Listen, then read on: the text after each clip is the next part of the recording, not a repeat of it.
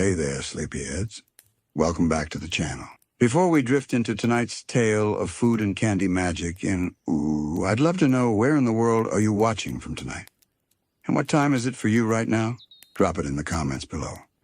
It's always magical seeing how far and wide this sleepy little community reaches. All right, lights low, blankets up. Let's begin. Tonight we're going to wander through one of the strangest and sweetest mysteries of the land of Ooh. A mystery that feels gentle on the surface, wrapped in pastel colors and laughter. But beneath that sugar coating lies something quietly haunting.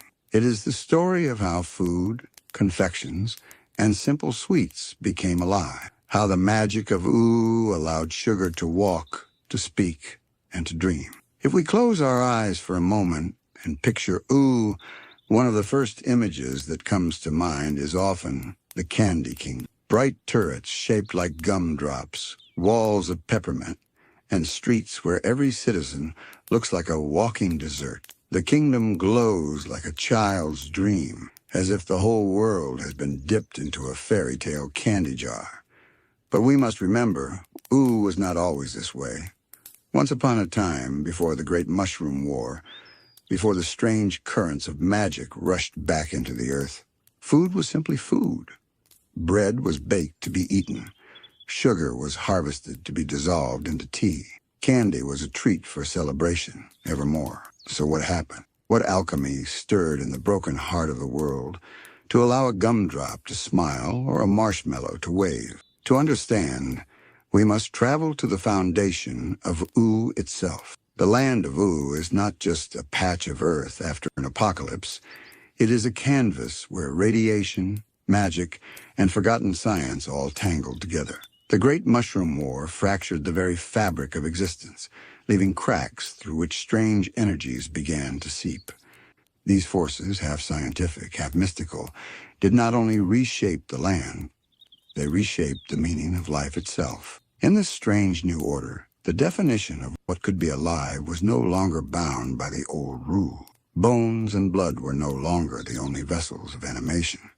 Instead, anything touched by intent, by spark, by magic, could take on life. Trees grew voices, clouds showed personalities, and somewhere in the swirl of these forces, sugar and candy began to awaken. Some scholars of Ooh whisper that candy life may have emerged spontaneously in the first generations after the Mushroom War. The land was littered with unstable energies, mutating and reshaping even the most ordinary of things. A sweet left on a windowsill might stir with an uncanny twitch, the way a candle flame flickers with unseen air. Perhaps the first gumdrop wandered alone before there was ever a kingdom to welcome it. These are bedtime speculations, quiet theories for us to imagine. Yet as we follow the threads, we come again and again to the central figure of this magic, Princess Bubblegum. She is the architect, the scientist, the one who turned what might have been random anomalies into a civilization. And yet before she placed her careful hand upon the idea of candy life, there was already the fertile ground of possibility. Without the strange magical climate of Ooh, her work could not have flourished. So in truth, the origins of candy life are not only about Princess Bubblegum's experiments, but about the land itself. Ooh is like a dreamer, and its dreams spill into the waking world.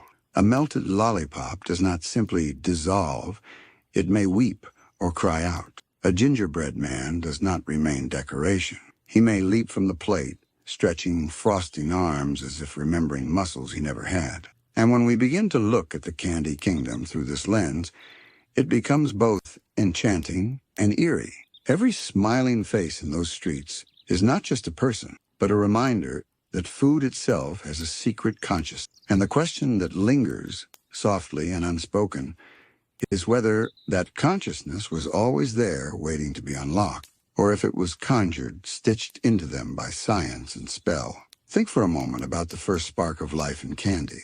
Was it an accident, a magical misfire after the war, or was it a deliberate act, perhaps by one of the lingering elemental forces? After all, Ooh is home to great cosmic entities. The Flame Kingdom burns with eternal fire. The slime kingdom pulses with living goo, and the ice kingdom is frozen in magical breath. Perhaps candy, too, has an elemental root, a sweetness woven into the fabric of the world. It is soothing to think of sweetness as a force of nature, as if kindness and delight could be crystallized into sugar. But it is unsettling, too, because sweetness, when alive, carries fragility. A gumdrop soldier may be cheerful, but he is brittle.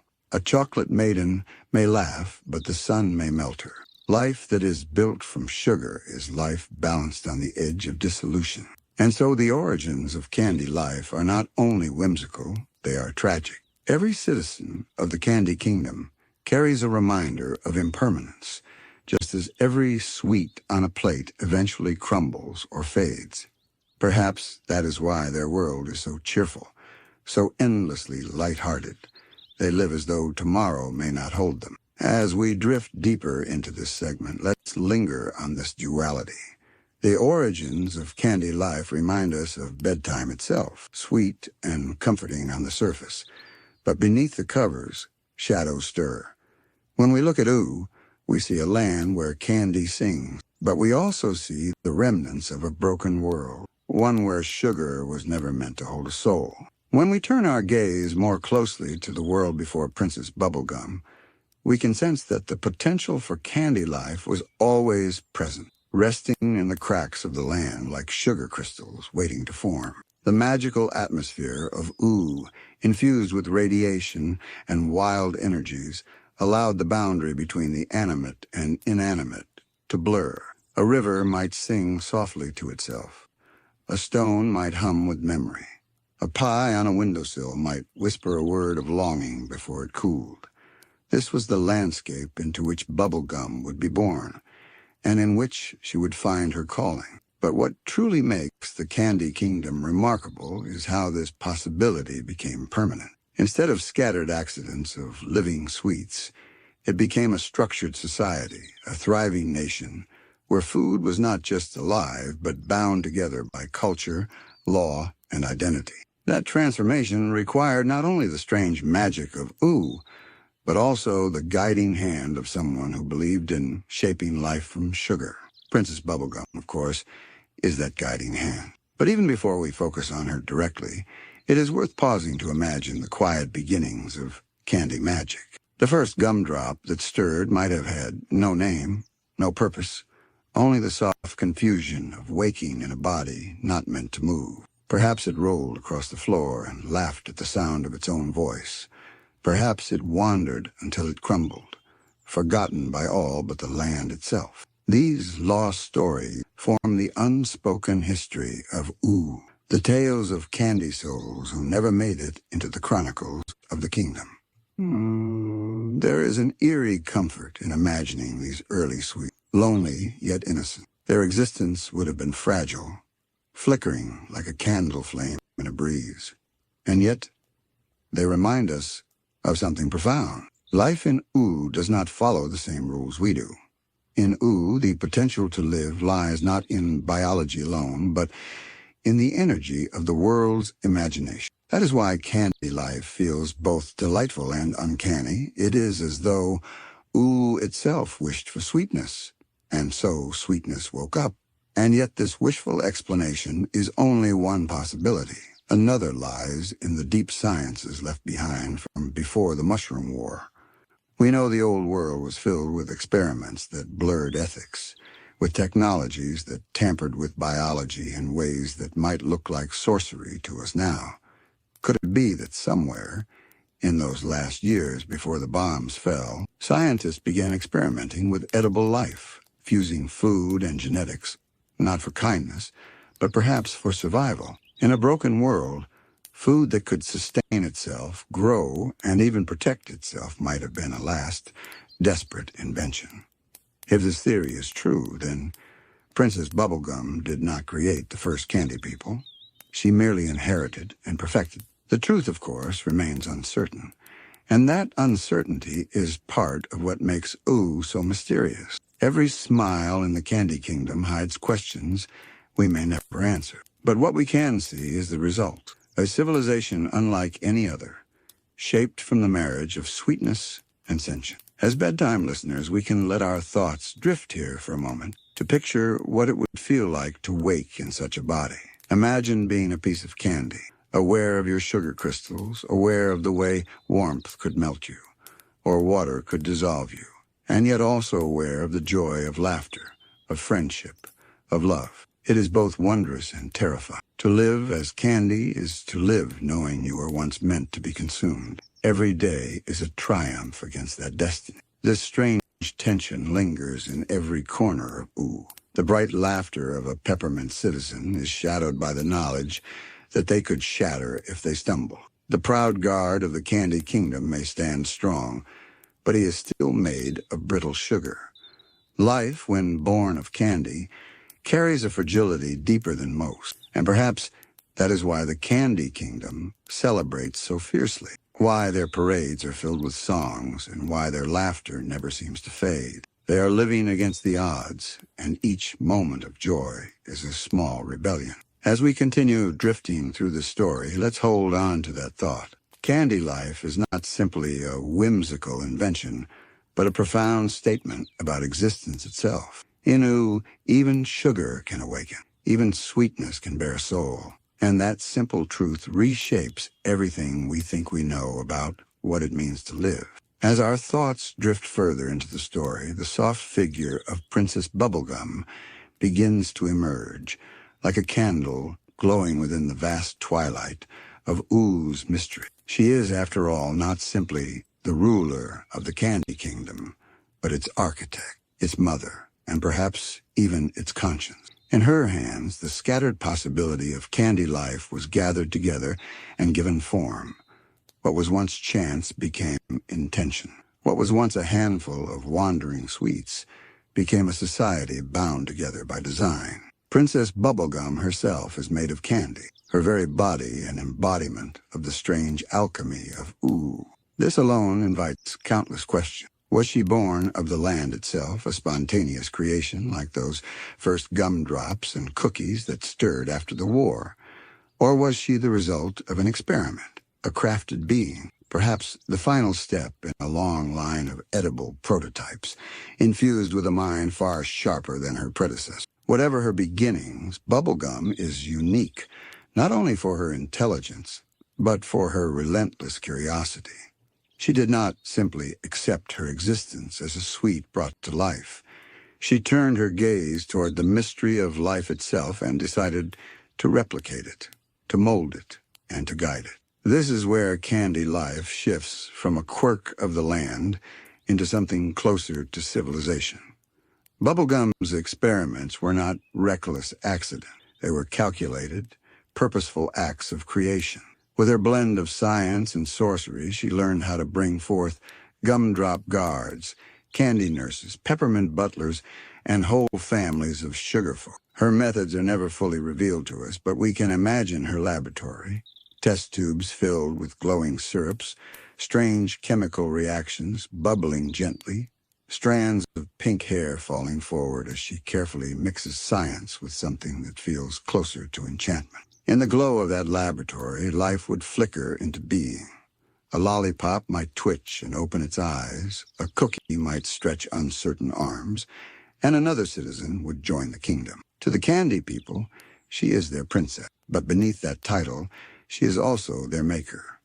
Every smile on their faces traces back to her decisions. Every fragile step they take is tied to her intent. Here we find the gentle tension that makes the Candy Kingdom so fascinating. On one hand, Bubblegum's role is nurturing. She builds and cares for her citizens, protecting them from the harsh outside world. She gives them homes, traditions, and safety. To many, this makes her a benevolent mother, one whose love is expressed in the sugar-coated laughter of her people. And yet there is another side, a shadow cast by her brilliance. Because when you create life, you also hold a responsibility so deep it is nearly impossible to bear. Every mistake becomes a tragedy. Every failed experiment becomes a living being forced to carry the weight of imperfection. The most haunting example of this, of course, is Lemongrab, a creation born not of sugar but of fruit.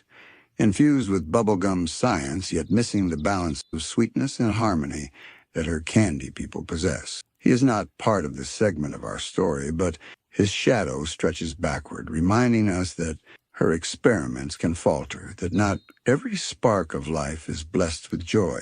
Even in the beginnings of the Candy Kingdom, there must have been other missteps, other trials. We never see them, but we can imagine them, tucked away in hidden rooms or lost in the forgotten corners of Ooh. For the candy people who flourish, their existence is a kind of dream, and bubblegum is the dreamer.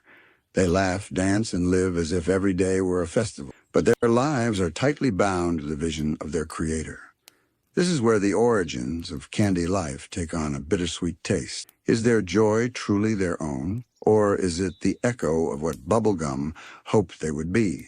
Do they sing because their hearts tell them to, or because she designed them to find delight in song? It is not for us to answer these questions with certainty. Instead, as we lie back in the calm of the night, we can let the thought drift softly around us. The Candy Kingdom is both paradise and paradox.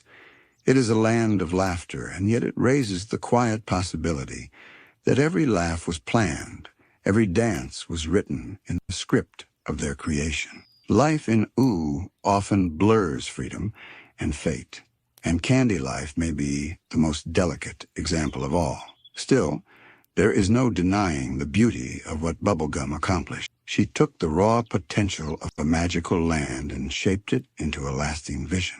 She proved that life could emerge from sugar, and she gave it culture, history, and continuity. To walk through the Candy Kingdom is to walk through her imagination made solid. Every gingerbread shop, every peppermint guard, every cupcake child playing in the streets, all of it springs from her will, her experiments, and her strange blend of maternal care and scientific ambition.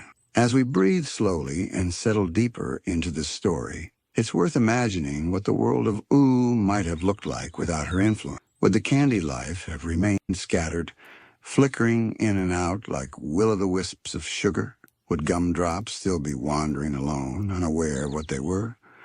Or would they have faded altogether, never given the chance to become a people, a kingdom, a culture? In many ways, bubblegum rescued them from obscurity, even as she bound them to her own vision. So the origins of candy life rest in two intertwined forces: the chaotic magic of Ooh that made sweetness capable of life, and the careful, relentless hand of bubblegum that shaped that possibility into permanence. Together, they created something unique in all of existence, a nation where sugar is alive, where treats have voices, and where the very concept of food has become inseparable from the idea of personhood.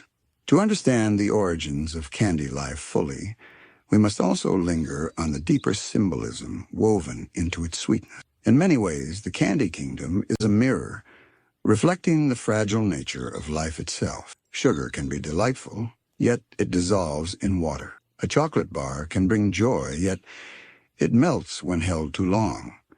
Candy is always temporary, always fleeting. And so when Ooh gives candy the breath of life, it is giving form to a truth about existence that is both comforting and unsettling.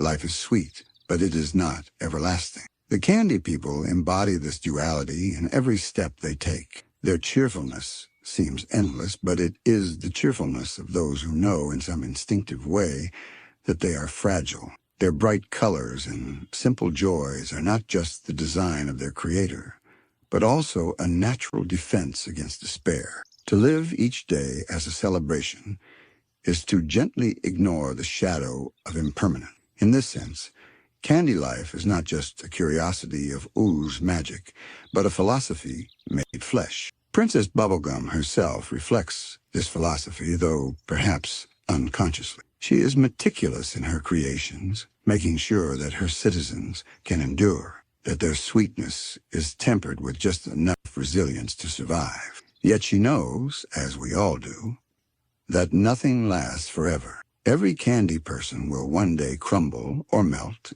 just as all living things eventually fade. But instead of despair, she offers them a kingdom of joy, where each fleeting existence is filled with purpose, laughter, and the warmth of community. If we think about it quietly, we realize how haunting this really is. The Candy Kingdom is not just made of sweets. It is built on the knowledge of mortality. Each smiling face is, in a way, a defiance of decay. Every festival is a refusal to bow to fragility. It is no wonder that bedtime stories of ooh so often drift toward the Candy Kingdom, because it embodies what we feel at night when the world grows still. The sweetness of memory, the fragility of dream, the quiet understanding that joy is precious precisely because it does not last. But even beyond these symbolic layers, there is an existential mystery that lingers like a shadow at the edges of the Candy Kingdom. Candy, by its very nature, is meant to be eaten. It exists to be consumed, to delight for a moment before vanishing. What does it mean, then, for candy to awaken, to speak, to feel? Each candy person carries within them the knowledge, buried deep or brushed aside, that their very form is edible. A peppermint man could be crushed beneath the teeth of another creature. A cookie girl would be dunked in milk and dissolved. The thought is chilling, but it is also unavoidable. Their lives are lived in quiet defiance of the purpose that sugar once held. This is where the origins of candy magic become almost existential poetry. To live as candy is to live in constant rebellion, to assert that you are more than your ingredient. You are not simply sugar and flour, not simply frosting or syrup. You are a person with thoughts, with dreams, with fears. And yet, in the background, the old truth hums like a lullaby. You were once meant to vanish, to be consumed. It is perhaps for this reason that the Candy Kingdom feels both like a paradise and a haunted place. Its colors are bright, its festivals joyous, but beneath the surface, there is always the awareness of what candy truly is. That is why the kingdom needs a strong leader, a motherly architect, like Princess Bubblegum, to hold the illusion together. Without her, the candy people might crumble into fear. With her, they can live as though they were never meant for anything other than laughter.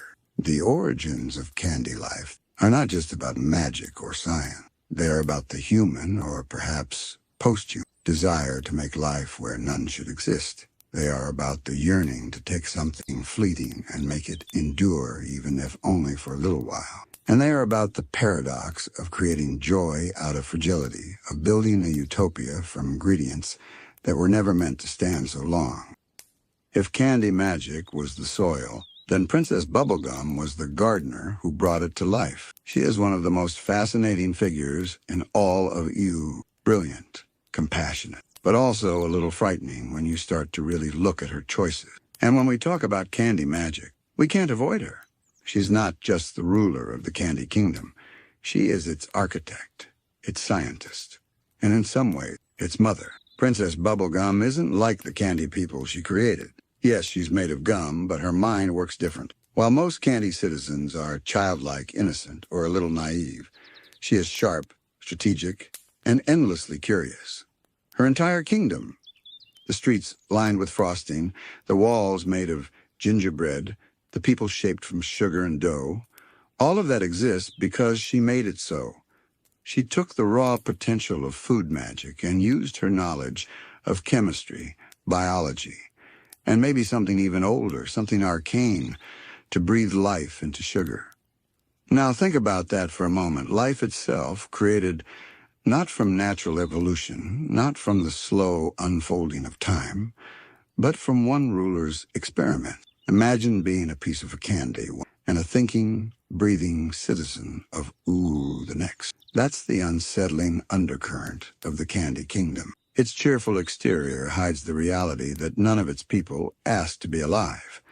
They were made alive. They exist because Bubblegum decided they should. She plays the role of both queen and creator, which means she holds a strange kind of authority over her people. They don't just look up to her as their leader. They owe their very existence. And most of the time, the Candy Kingdom feels like a paradise because of it. It's colorful, safe, and full of joy.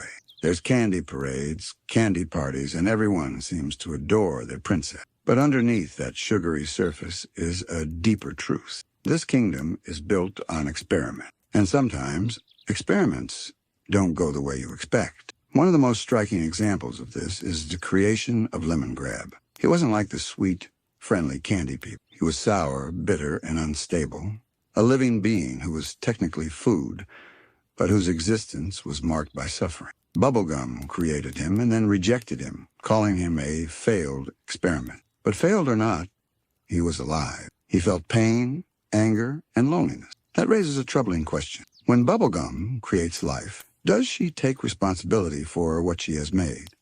Or does she see her creations as tools, extensions of her kingdom, only valued if they serve her purpose? The way the Candy Kingdom operates makes it feel like a dream at first glance. But the more you think about it, the more it resembles something closer to a controlled environment, almost like a lab. Bubblegum is brilliant and caring, yes, but she is also pragmatic. She has shown that she will make hard choices if it means protecting her people. At times, that even means stripping them of their free will, reprogramming them when they act against her vision of order. That duality, the nurturing ruler and the cold scientist, is what makes her so fascinating. And when we step back and look at it all, it becomes clear that candy life in Ooh is not just the product of random magic. It's a mirror of Bubblegum herself. The citizens are sweet, bright, and endlessly devoted to her because that's how she designed them. Yet their innocence and simplicity also highlight her distance. She is both part of their world and separate from it. The one who can never fully join in the carefree joy because she is the one keeping it all running behind the scenes. The Candy Kingdom, in many ways, is an extension of Bubblegum's mind. Its bright streets are her optimism. Its cheerful people are her longing for companionship. And its hidden shadows, its experiments gone wrong, its citizens reshaped when they misbehave, are her fears and her control. To live there is to live inside her imagination. And that's what makes it so enchanting and unsettling all at once. When you close your eyes and picture the Candy Kingdom, you probably see gumdrop rooftops, candy cane lampposts, and streets that smell faintly of frosting. It's almost impossible not to feel comforted by that image. But remember, every single smiling face you imagine in that kingdom is one that Princess Bubblegum made. She didn't just design their bodies. She gave them personalities, quirks, even flaws. That means she isn't only their queen. She is their storyteller, shaping how they live and how they think. There's something beautiful about that, but also deeply eerie. The peppermint butler, the polite, mysterious butler with a secret dark side, exists because Bubblegum allowed him to exist that way. The banana guard, bumbling and cheerful, are the way they are because she decided that her guards didn't need to be intimidating, only loyal. Even Cinnamon Bun, half-baked and often underestimated, was her creation. His weakness, his unfinished state, is a reminder that Bubblegum's process is not perfect. Some of her candy children come out strong and bright, while others are fragile, incomplete, or unstable. But what does it mean to bring such a wide variety of beings into existence? If she can mold their personalities, is their free will genuine? Do they laugh and sing because they want to, or because she designed them that way? This is where the line between benevolence and control begins to blur.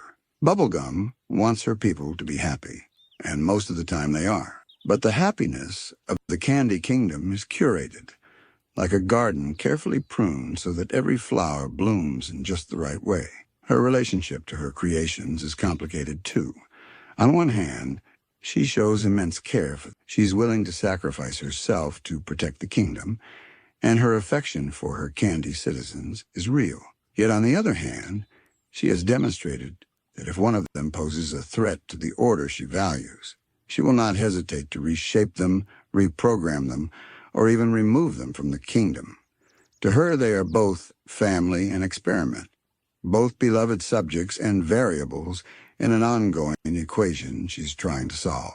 Take Lemongrab. His creation wasn't just a random accident. He represented what happens when her vision collides with the unpredictable nature of life. He was alive, but he was not sweet in any sense of the word. He screamed, he raged, he demanded love in ways that made others uncomfortable. Bubblegum's rejection of him reveals a cold truth.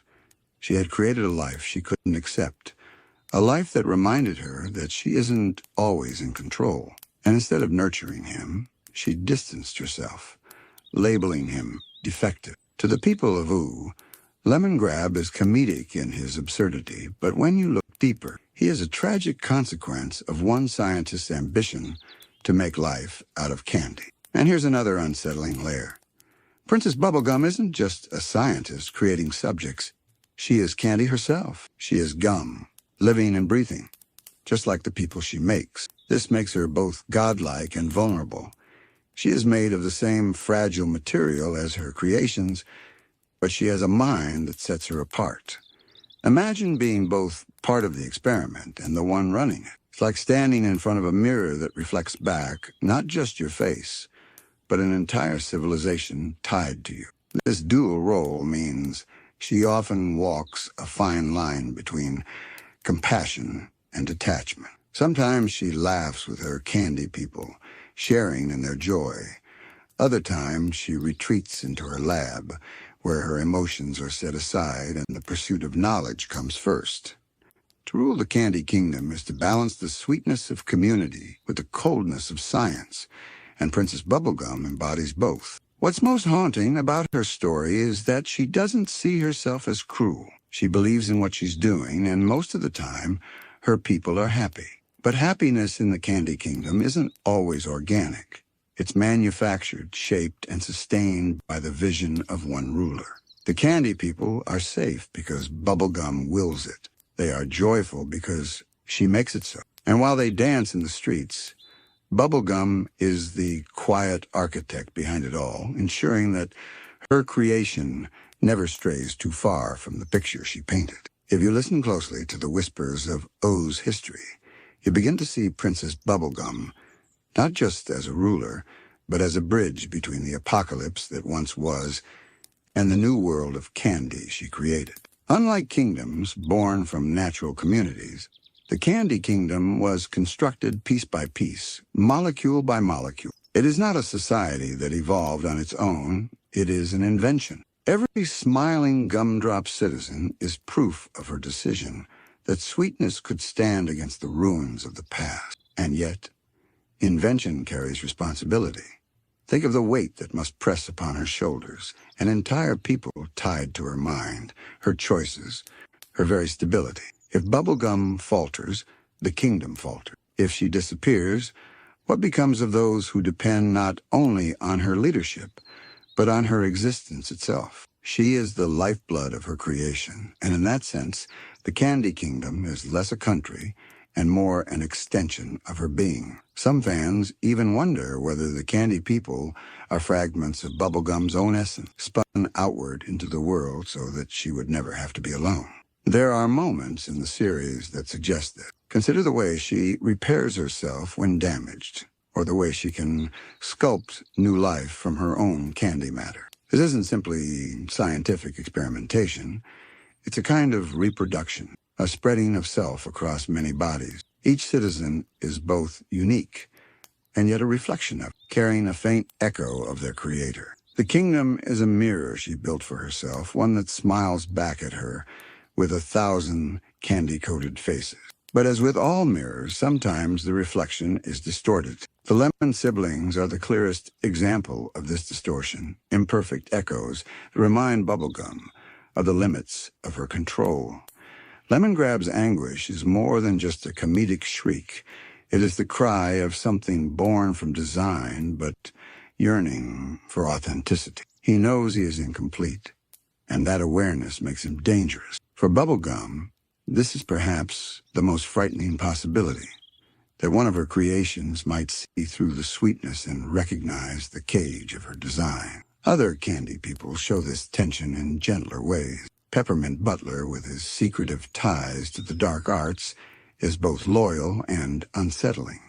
He embodies a duality Bubblegum could not have intended, or perhaps one she allowed, testing what happens when candy innocence brushes against forbidden power.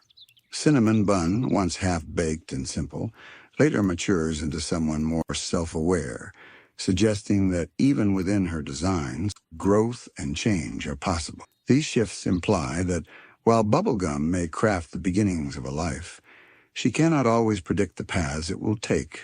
Life, once given, has a way of straying. And so the Candy Kingdom becomes a paradox, a place of warmth, safety, and joy, but also a place of quiet unease. Beneath the laughter of its people lies the knowledge, whether they realize it or not, that their strings are pulled by a single hand. When they gather in the streets to celebrate, it feels like a carnival of happiness. But the question lingers, are they celebrating because they truly wish to, or because their nature demands it? This is the shadow of Princess Bubblegum's reign.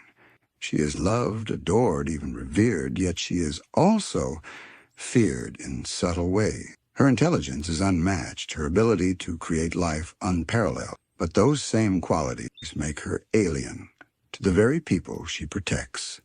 She is not just their leader, she is their origin. To question her is to question one's own existence. And so most Candy citizens do not question. They simply live, unaware or unwilling to confront the truth of their nature. What makes Bubblegum fascinating is that she, too, wrestles with this truth. She has moments of doubt, moments where her stoic facade cracks, and she reveals the burden of playing God. At times, she clings to friendships outside the Candy Kingdom, perhaps because those relationships feel more genuine, free of her influence, free of the strings she has tied so tightly. Finn, Marceline, even Flame Princess. They represent lives she did not create, and thus connections she cannot fully control.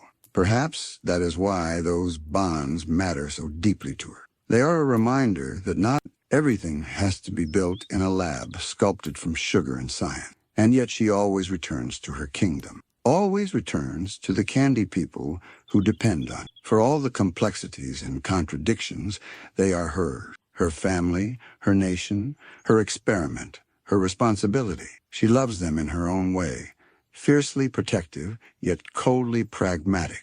And in that contradiction lies the heart of Princess Bubblegum, the architect of a paradise that is also a cage, a mother to a people who may never truly be free. If you think of the Candy Kingdom as a shining jewel in the land of Ooh, then Princess Bubblegum is both its jeweler and its caretaker, polishing it until it gleams. But jewels can have flaws hidden deep within, tiny fractures invisible to the eye. The Candy Kingdom is no different. To most who visit, it is a haven, safe, colorful, and free of the wild dangers that prowl across Ooh. But underneath that glossy exterior lies a kingdom sustained not by chance, not by natural growth, but by the singular vision of its ruler. When you pause and reflect on what this means, the scope becomes staggering. Imagine a world where every neighbor, every passerby, every citizen in the market square owes their existence to the same person. A society without the natural diversity of birth, history, or chance. Only the careful shaping of one mind. That is Bubblegum's kingdom. On the surface, it feels warm, but when you lean closer, you notice how carefully every smile has been arranged, how predictable each reaction becomes. This careful design also reveals Bubblegum's own inner needs. Some scholars of Adventure Time lore suggest that her creations reflect her state of mind. The cheerfulness of the banana guards, for instance, echoes her longing for loyalty and reliability, even if their bumbling makes them ineffective. Peppermint Butler's peculiar duality may hint at her unspoken curiosity about the darker sides of magic, sides she refuses to embrace fully but cannot let go of entirely.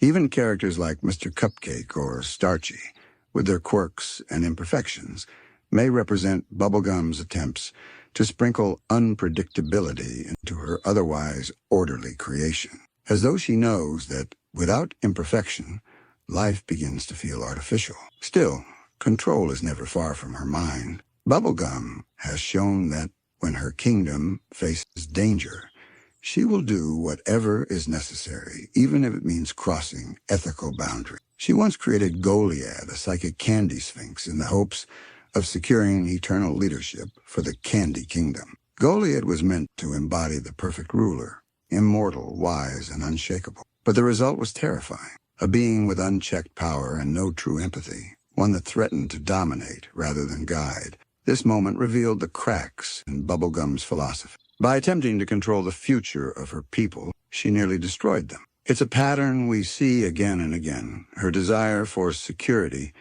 leading her to dangerous experiments. In her eyes, the Candy Kingdom must endure no matter the cost, and so she plays with the boundaries of science and morality, shaping lives as though they were clay in her hands. Some might call her protective, others manipulative. Perhaps she is both. Perhaps those roles cannot be separated when one person becomes the architect of an entire civilization. And yet, despite these heavy truths, Bubblegum is not a figure of pure menace. She is complex, layered with contradictions that make her feel human, despite her candy composition. She is compassionate, yet calculating, affectionate, yet cold, scientific, yet sentimental. She truly cares for, even if that care sometimes manifests as control.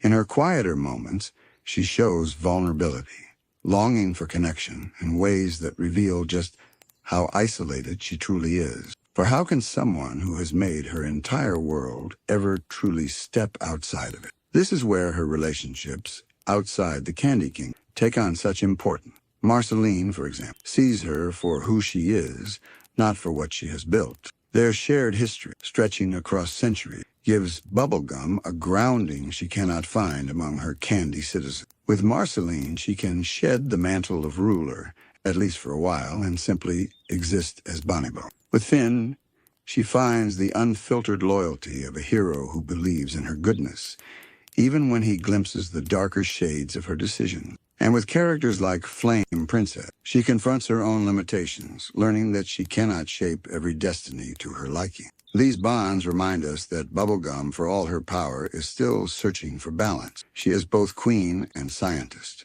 guardian and experimenter, candy and human life. And her kingdom, though a paradise to many, carries within it the tension of her dual nature. The Candy Kingdom thrives, but it thrives on her terms. It smiles, but those smiles are, in part, reflections of her own hand.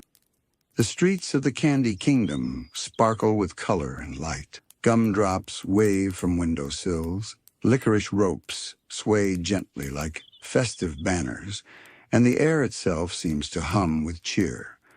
To an outsider, the Candy People appear endlessly content, their laughter echoing through the sugar brick walls, their conversations simple, innocent, and sweet. But if we pause and look closer, questions begin to rise like shadows creeping into the corners of this bright world. Because the Candy People are not mere decorations in a sugary dream. They are alive. They think. They feel. They are citizens, friends, and neighbors, but also experiments, designed beings whose consciousness is shaped by the hand of their ruler. The unsettling truth is that they carry the same spark of awareness that you and I hold, yet their nature is carefully bound by the ingredients of their making. This gives their world an innocence, yes, but also a vulnerability, a fragility that can turn their joy into quiet tragedy. Each candy person seems to embody a narrow slice of personality. The banana guards are loyal, though clumsy, their minds simple and predictable. Peppermint Butler, by contrast, is sharp, witty, and disturbingly knowledgeable about dark arts. Cinnamon Bun, for much of his existence, struggles with being half-baked, his speech and thoughts clumsy, his sense of self incomplete. Together, these characters remind us that the Candy People are not just happy caricatures.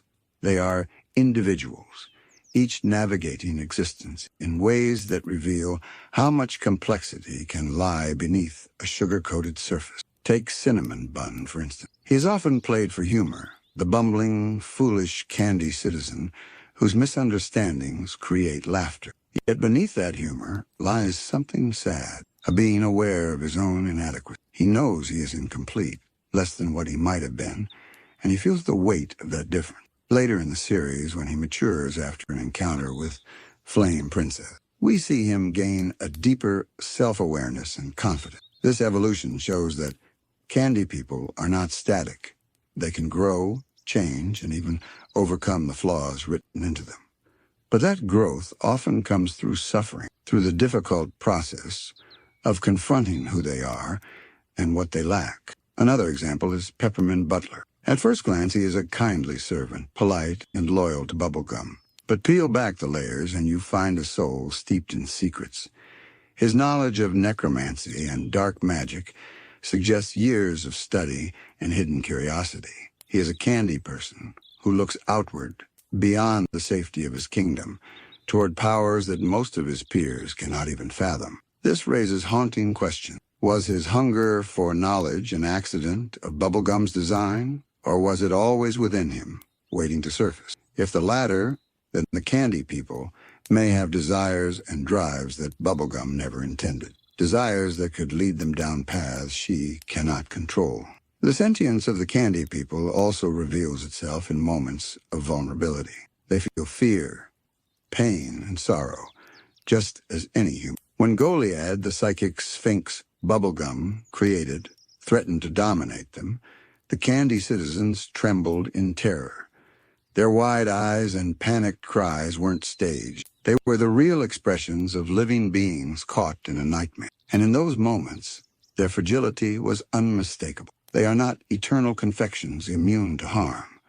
They are fragile lives, capable of being broken, melted, or consumed, and fully aware of that danger. This awareness makes their existence even more unsettling. Imagine living in a body made of candy, knowing that a stumble, a flame, or even a careless bite could end your life. The candy people smile through their days, but their vulnerability is ever present. Their very material is their greatest weakness, and they are conscious. Theirs is a joy shadowed by mortality, a sweetness always tinged with the possibility of loss. And this is where the suffering of the candy people becomes most poignant. They live in a paradise, yes, but it is a paradise where every life is fragile, every soul shaped by someone else's vision, and every smile exists against the backdrop of possible destruction. Their innocence is touching, but it is also haunting, because it is the innocence of beings who never asked to be created in the first place. When you think about the candy people as individuals, each one carries a story that hints at both delight and quiet unease. Mr. Cupcake, for example, seems on the surface to be a simple, cheerful citizen. Yet he demonstrates ambition and pride, wanting to prove his strength in competitions and show his worth. His desires feel remarkably human, grounded in the need for recognition. The very fact that he seeks validation suggests that beneath his frosted exterior is a heart that yearns for meaning. Even minor characters such as Starchy the Gravedigger tell us something deeper about the emotional range of candy citizens. Starchy worries about his usefulness, his status, and whether he's truly respected. His moments of insecurity paint a portrait of a society where, even in paradise, doubt creeps in. If he were merely a one-note creation, these concerns would never trouble him, but they do. He questions himself, and in doing so, shows that candy people can struggle with the same shadows of inadequacy and longing that humans know so well. These struggles become more haunting when we remember the fragility of their bodies. A scratch on their surface isn't just a scratch, it's a wound. A fall can mean crumbling. To live in such bodies is to live with the constant knowledge of vulnerability. Yet rather than being paralyzed by fear, many candy people throw themselves into life with joy. Perhaps this is their strength. Their laughter may not mean they are blind to suffering, but that they choose to embrace sweetness despite it. At the same time, there are moments where their suffering is undeniable. During crises in the series, when monsters attack, when rulers battle, when chaos sweeps through we see the candy citizens panic, cry out, and scatter. They feel fear not as programmed responses, but as genuine terror. Their screams echo the voices of people who know they could lose everything in an instant. For a bedtime world that appears sugar-coated, this truth carries a heavy weight. The candy people are not immune to sorrow. They live it, just as any sentient being would. It's also worth reflecting on the way their innocence can be manipulated. Because many candy citizens are simple-minded, they trust easily. They follow orders without question. The banana guards, for instance, are loyal but rarely capable of deep thought. Their simplicity makes them dependable, but it also makes them vulnerable to misuse. They can be tricked, led astray, or pushed into situations they don't fully understand. Their smiles might hide the fact that their free will is limited, their agency carefully contained within the design given to them. Yet in those candy citizens who break from the mold, Peppermint Butler's darkness, Cinnamon Bun's growth, Starchy's insecurities, we see proof that something more lies within. Sentience is not something that can be fully controlled. Once it sparks to life, it takes on a path of its own. Princess Bubblegum may have intended her citizens to be cheerful companions, but over time they have shown that their thoughts, feelings, and choices cannot be predicted with perfect certainty. This is both wondrous and tragic. Wondrous because it means the candy people are truly alive. Tragic because it means they can also suffer doubt and despair. And so as we walk the streets of the Candy Kingdom in our minds, we see not just a land of sweets, but a community of fragile, thoughtful beings, each carrying their own tiny burden. Their joy is real, but so is their sorrow. Their laughter rings brightly, but it is not immune to being silenced. They are, in every sense, as alive as anyone else in Ooh, and perhaps even more precious because their existence is so delicate, so fleeting, and so full of quiet complexity. One of the strangest things about the candy people is how they constantly blur the line between whimsical innocence and profound tragedy. On the surface, they are bright, cheerful beings who laugh, dance, and live in a pastel paradise. But when we pay closer attention, their lives reveal a darker undercurrent, one where free will, identity, and survival are not as simple as they seem. Consider how often the candy people fall victim to accidents or to their own naivety. In episodes throughout the series, we see them panic in the face of even small threats. They are quick to scream, scatter, or faint. At first, this is played for laughs, but when we realize that they are sentient beings capable of fear, the humor takes on a more unsettling edge. Their fragility makes them not just silly, but vulnerable in ways that highlight the precariousness of their existence. Take the recurring gag of them being eaten. Time and again, characters in Ooh, sometimes even Finn and Jake, joke about or outright consume candy folk. It is portrayed in a cartoonish manner, but if we stop to think about it, this implies a world where your very body is both your identity and a desirable resource. Imagine living your life while knowing at any moment someone might see you not as a person, but as food. The candy people must live with this silent horror every day, and yet they remain oddly cheerful, as though their minds are wired to ignore the darker implications of their existence. And here lies another question. How much of their happiness is genuine, and how much is programmed into them by Princess Bubblegum?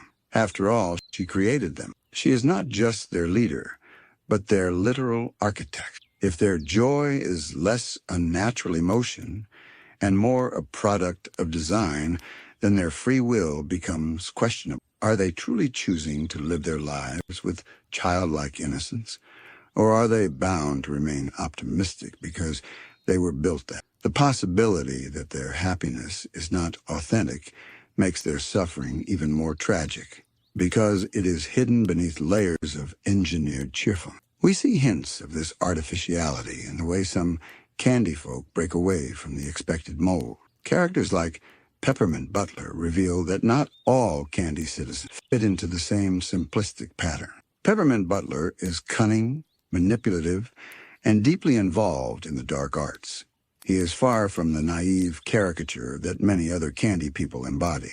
His existence suggests that beneath the frosting and sprinkles, The candy people are capable of deep complexity and, perhaps, inner torment. If Peppermint Butler can secretly practice necromancy, what hidden struggles might the other candy folk be repressing beneath their glossy exteriors?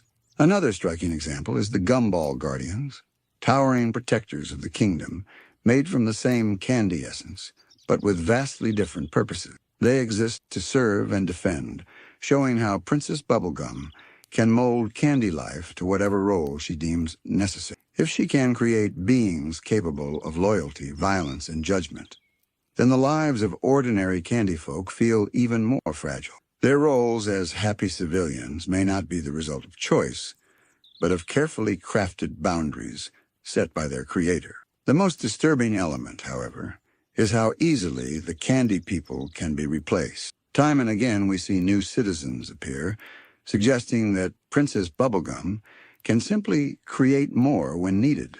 This cheapens the value of each individual's life.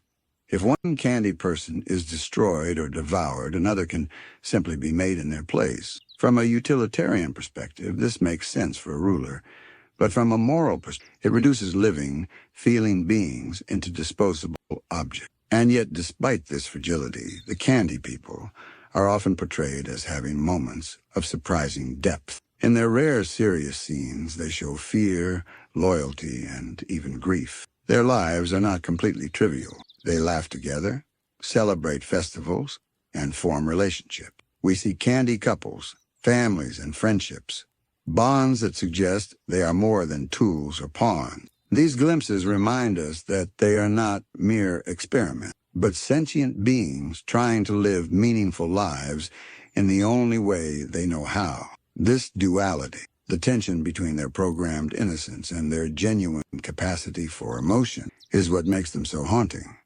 They are both a joke and a tragedy, both background characters and victims of their own design. By existing at this intersection, they force us to ask difficult questions. Can a being's suffering be dismissed if their joy is artificial? Does creation absolve responsibility, or does it demand it? As the series progresses, these questions only grow more pressing, especially when the candy people are thrust into situations where their vulnerability is on full display. In wars, invasions, or even small crises, their fragility becomes unbearable to watch. It feels less like slapstick comedy and more like a reminder that beneath their sugar-coated smiles, they are prisoners of their own existence. The fragility of the candy people is not just physical, but existential. They live in a constant state of dependence. Their survival hinges on Princess Bubblegum's will, both as their ruler and as their creator. This dynamic raises an uncomfortable question. Do they truly own their lives, or are they permanently tethered to the one who made them? In a sense, the Candy Kingdom itself becomes a gilded cage, bright, colorful, and full of laughter, but one in which the inhabitants' choices and even their personalities might never be entirely their own. This theme is especially clear when we notice how poorly the candy people handle life outside the kingdom. On the rare occasions when they leave its walls, they are often confused, overwhelmed, or incapable of functioning independently. It is as though their environment has been curated to sustain them, like carefully cultivated flowers that cannot survive without constant tending. Their inability to adapt underscores how their freedom is more symbolic than real. They are safe, yes, but only within the carefully maintained conditions of their homeland. And then there is the question of memory and mortality. Unlike other creatures in Ooh, the candy people seem strangely interchangeable. We rarely hear about their long histories or family legacies. Instead, they exist in a kind of perpetual present, as if time itself does not weigh on them in the same way it does on humans or other beings. This makes their existence feel oddly dreamlike, but also deeply unsettling. If their lives are so easily forgotten, if their stories vanish without trace, then what does it mean to be a candy person? To live a life without lasting record, without the weight of history, can be a comfort, but it can also be a kind of erasure. Moments in the series occasionally pull back the curtain on this reality. When Peppermint Butler's sinister dealings are revealed, When the gumball guardians show their cold loyalty, or when entire groups of candy people panic and fall apart during an invasion, we are reminded that the Candy Kingdom is not a utopia. It is a system balanced precariously on the suffering of those who cannot escape it. Their smiles may be genuine in the moment, but the structure of their lives is one of quiet despair. Yet the show does not present this despair as entirely hopeless. Instead, it used the candy people as a mirror. Through their experiences, we are forced to reflect on the cost of comfort, the fragility of innocence, and the ways in which control and safety can come at the expense of true freedom. Their world is a sugar-coated reflection of our own. How often do we trade independence for the illusion of security? How often do we accept roles given to us without questioning whether they are truly our own? The candy people embody this dilemma. They are both victims and participants in their own captivity. Their laughter, their festivals, and their simple pleasures are real, but they exist within a framework that denies them the fullness of autonomy. Their suffering is not loud or dramatic. It is quiet, woven to the fabric of their everyday existence, and that is perhaps the most haunting element of all. When viewed in this way, the Candy Kingdom shifts from a whimsical setting to a subtle dystopia. It is not oppressive in the traditional sense. There are no visible chains, no outwardly cruel punishments. Instead, the oppression is embedded in the very nature of candy life itself. The candy people are trapped not by force, but by design. Their creator has made them fragile, cheerful, and replaceable. Their suffering is masked by their own smile. This paradox is what makes them so fascinating and so unsettling. They are characters who invite us to laugh at their antics, but also to question why we find their fragility funny in the first place. They remind us that innocence can be both beautiful and dangerous, and that suffering does not always announce itself with cries and wounds. Sometimes it exists quietly, behind bright colors and cheerful songs, waiting for someone to notice. By the time we finish reflecting on the candy people themselves, we are left with an uncomfortable truth. They may never fully escape their condition. Their lives are bound to the will of Princess Bubblegum and the structure of the kingdom she has built. Whether they know it or not, they are caught in a cycle of dependence and vulnerability. And yet, their very existence, fragile, replaceable, but undeniably alive, forces us to consider what it truly means to live, to suffer, and to find joy in a world where those things are always in tension. In the grand narrative of Adventure Time, the candy people often fade into the background, filling scenes with humor and charm. But when we take the time to look closer, they stand as one of the series' most haunting ideas, that life, no matter how whimsical or sweet, carries with it the weight of suffering, and that even in a kingdom of candy, innocence comes with a price. Lemongrab's story begins not with laughter or sweetness, but with a cry, a high, shrill sound that pierces through the otherwise cheerful world of the Candy Kingdom. He is not like the others, and from the very moment of his creation, this fact is undeniable. Where most of Princess Bubblegum's candy citizens are soft, friendly, and full of gentle delight, Lemongrab is sharp, sour, and perpetually unsettled. His very design is a break in the pattern, a reminder that even the most meticulous creator cannot always control the outcome of her experiment. Princess Bubblegum brought him into existence as an heir, perhaps as a way to secure the future of her kingdom. But the moment he opened his eyes, it was clear he was not suited for such a role. Unlike the marshmallows, the gumdrops, and the peppermint guards who fell naturally into place, Lemongrab struggled against the mold set for him. He was not pleasant to be around, nor did he inspire loyalty. Instead, he was marked by loneliness, paranoia, and a piercing sense of rejection. His entire being seemed to shout one truth: he did not belong. When we watched Lemongrab pacing the halls of his empty earldom, every step echoes with his isolation.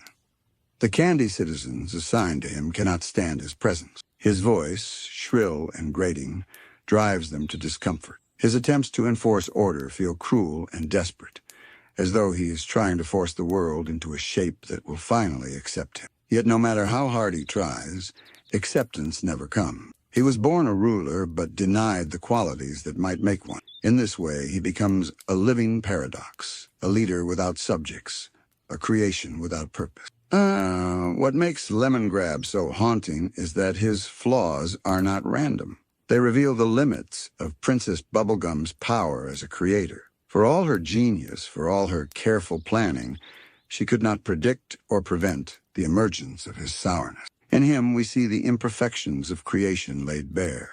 He is not just an accident of candy alchemy. He is a reminder that life, even manufactured life, cannot be fully controlled. And in this truth lies both tragedy and a strange kind of beauty. Over time, Lemongrab's behavior only deepens the sense of unease surrounding him. His shrieks, his harsh declarations of things being unacceptable, are not only comical but unsettling because they reveal his desperate need for control. He lashes out at the chaos he cannot tame, the loneliness he cannot soothe. In his mind, strict rules and rigid punishments might fill the void that acceptance never did. But in practice, his attempts only alienate him further. He becomes the warden of his own despair, locking himself away behind walls of order and fear. Yet despite all of this, Lemongrab is not entirely unsympathetic.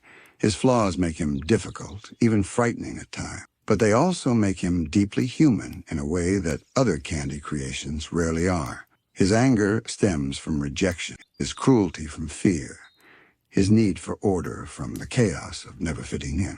When he cries out that something is unacceptable, he is not merely passing judgment on others. He is expressing his own unbearable discomfort with the world, and perhaps with himself. Watching him, we are confronted with questions about the nature of creation and responsibility. If Princess Bubblegum gave him life, does she also owe him happiness? If his suffering is the result of her design, then where does his free will begin and her responsibility end? In this sense, Lemongrab is more than just a strange character with a loud voice. He is a symbol of the imperfections that lie hidden within even the most carefully constructed world. His existence exposes the cracks in the sugar-coated facade of the Candy Kingdom, and his suffering forces us to wonder whether the kingdom is truly as harmonious as it seems. Through Lemongrab, Adventure Time reminds us that creation is never free of risk.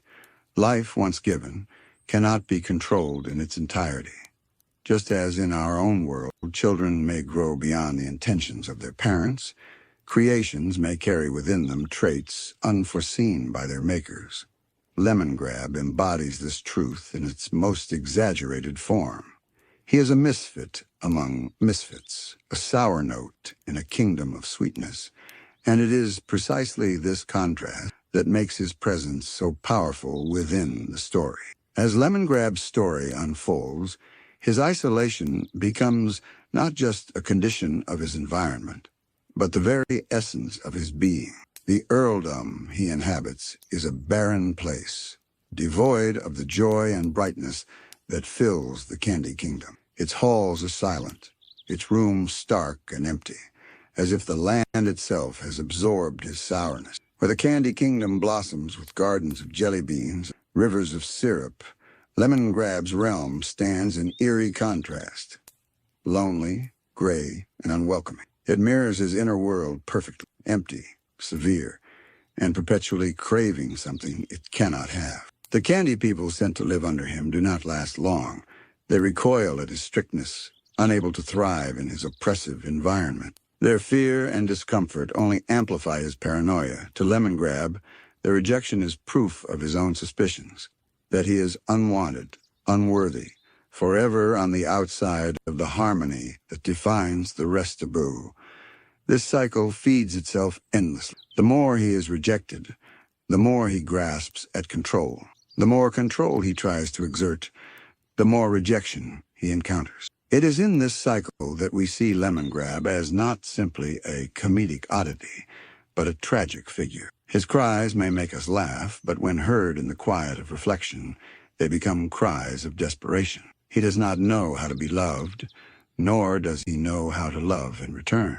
His very existence is defined by an aching absence, a gap between what he longs for and what he is capable of giving. And yet, Adventure Time refuses to make him a one-dimensional villain. His sharpness, his anger, his paranoia, these qualities are softened by moments of vulnerability. When he is alone, pacing his halls or sitting in silence, there is a sadness to him. We sense a being who, despite his harsh exterior, yearns for connection. This is most evident when Princess Bubblegum interacts with him. Though she clearly sees him as flawed, even failed, she cannot bring herself to erase him. Somewhere within her lies the recognition that his life, however sour, is still life. She made him, and in making him, she became tied to his fate. The creation of Lemongrab raises questions not just about imperfection, but about responsibility and compassion. If every life has value, even a life filled with suffering, what is owed to that being? Lemongrab did not choose his sourness. He did not design his loneliness. These were baked into him as surely as the sweetness is baked into a gumdrop.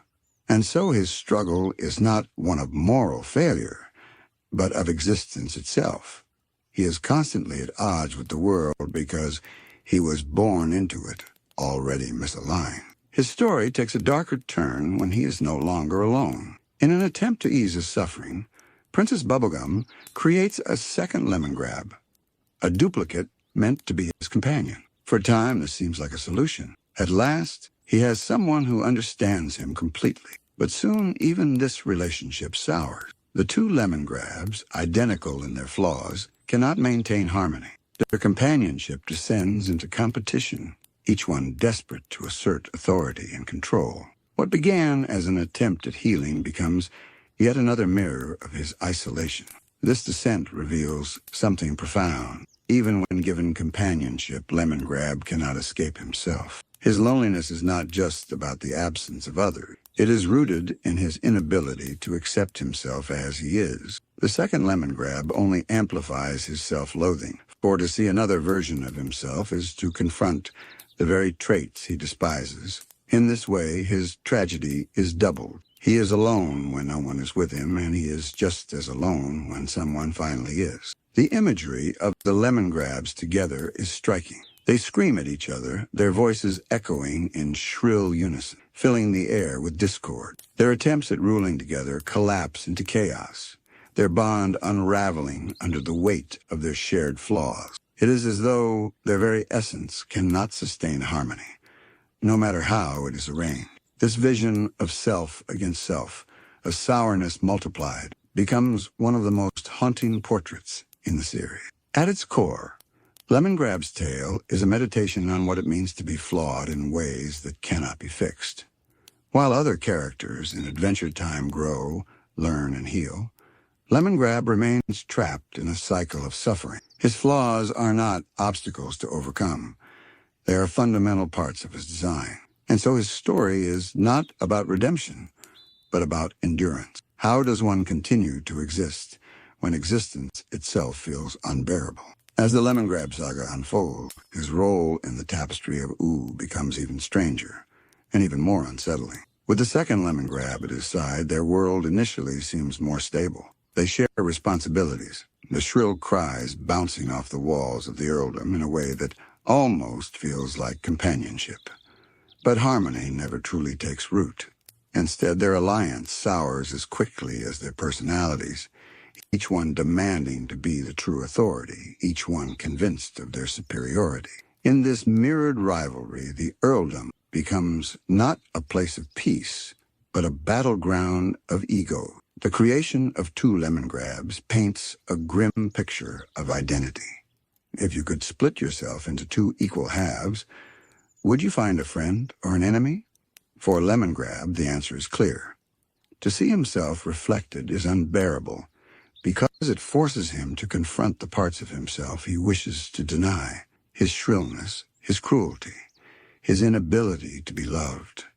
His self-hatred becomes externalized, turned into conflict with his duplicate. And so the cycle of loneliness continues, not broken by companionship, but intensified by it. Eventually, this tension escalates into one of the most disturbing moments in the entire series. In his hunger for dominance, Lemongrab consumes his counterpart. The act is grotesque, unsettling not just for its physical horror, but for its symbolism. In devouring his other self, Lemongrab eliminates the only being who could ever truly understand him. He destroys his chance at companionship in the very act of seeking to control it. His loneliness deepens, not because he was denied connection, but because he himself annihilated. This moment also transforms him into something more monstrous. His body distends, his form grows twisted, his very voice becoming layered and distorted. He becomes no longer one Lemongrab, nor two, but a fusion of both, a grotesque exaggeration of his flaws. This evolution into Lemongrab 2.0 is not a healing of his fractured self, but a collapse into something darker. He is stronger, more fearsome, but also more unstable. In consuming his twin, he has consumed any possibility of balance. And yet, even in this monstrous state, there is a thread of tragedy. For beneath the horror of his actions lies the same desperate need that has always driven him, the longing to be enough. His cries of unacceptable now ring with doubled force. But behind the anger is still the same ache for recognition, the same yearning for belonging. His monstrous form does not erase his humanity.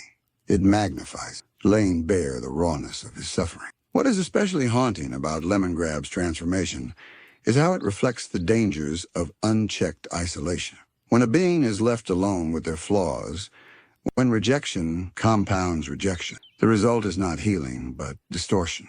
Lemongrab is what happens when loneliness festers unchecked, when suffering is left to spiral inward until it consumes it. His fate is a warning written in the language of candy and alchemy, that even in a land as whimsical as neglect and alienation can twist the soul beyond recognition.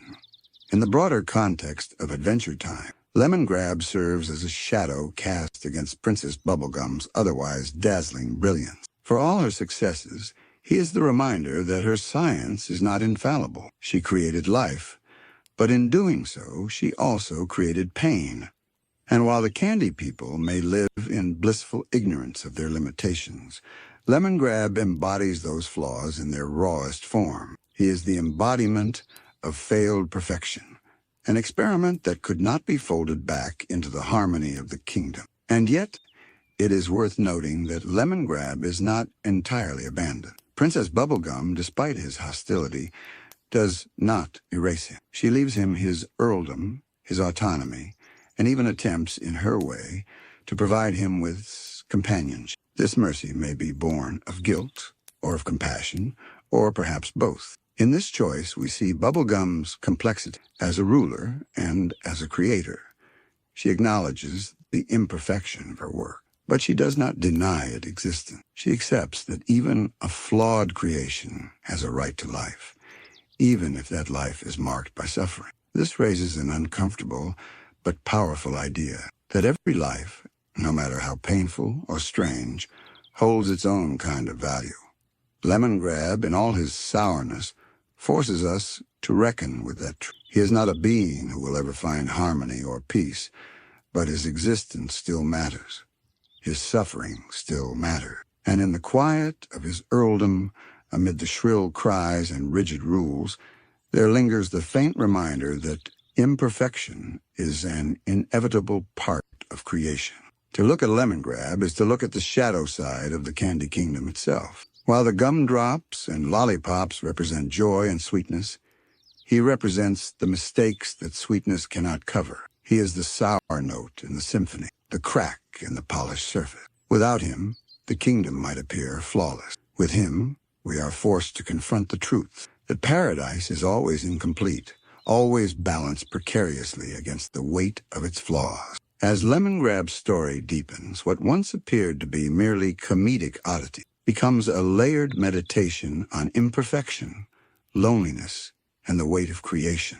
His character stretches beyond the borders of humor into a place of sorrow and unsettling truth. And it is here, in his most exaggerated form, that we begin to see the full scope of what he represents within the world of Ooh. Lemongrab does not grow in the ways we expect of other characters. Finn finds courage. Marceline finds reconciliation. Even Princess Bubblegum herself wrestles with responsibility and softens, if only slightly, over time. But Lemongrab remains trapped in his cycle. Each attempt to give him what he lacks, subjects, companionship, even power, only results in deeper distortion.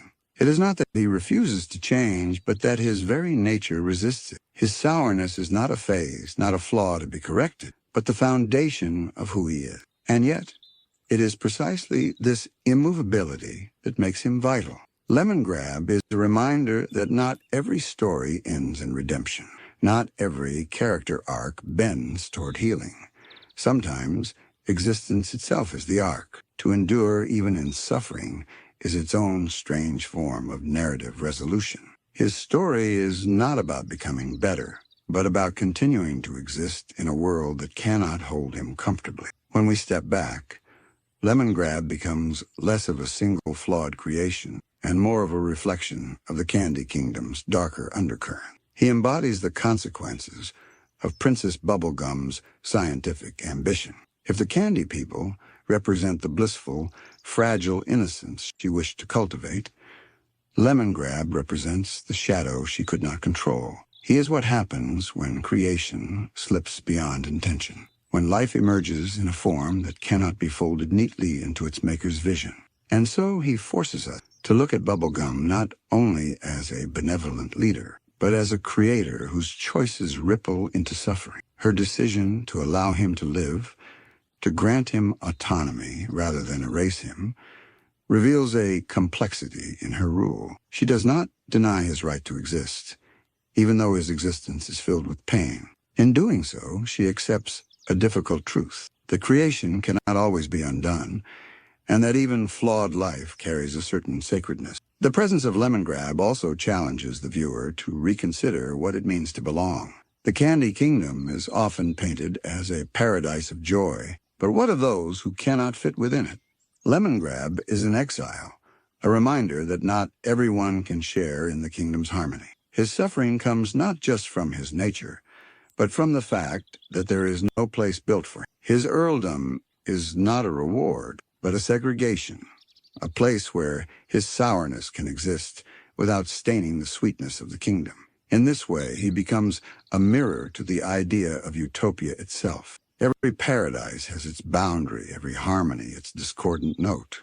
Lemongrab is that boundary embodied. Yet for all his harshness, there are moments when we see glimpses of something soft, a rare smile, a flicker of joy when his creations, the lemon children, surround him. These children, though strange and unsettling in their own right, reveal that even in a life steeped in isolation, the capacity for connection still lingers. His fatherhood, though flawed and strange, suggests that beneath the shrill exterior lies a spark of yearning, not entirely extinguished.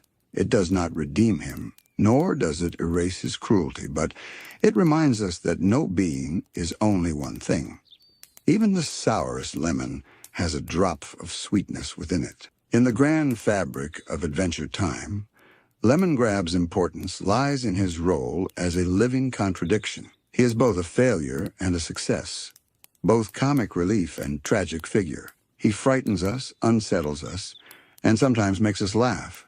But above all, he makes us think. Through him, we confront the uncomfortable reality that not all lives are easy to embrace, and not all creations can find their place. His cries of unacceptable echo not just within his own halls, but across the philosophical questions the series quietly raises. At night, when we imagine the Candy Kingdom bathed in moonlight, its gumdrop streets quiet, and its citizens safely tucked away, Lemongrab's earldom looms in contrast, a dark silhouette against the pastel glow filled with tension and solitude. His story whispers at the edges of the kingdom's joy, reminding us sweetness always carries with it the potential for sourness. His existence is proof that creation is not about perfection, but about risk. And sometimes that risk results in lives that cannot fit neatly into the dreams we intended for. And so Lemongrab remains one of the most haunting figures in Ooh.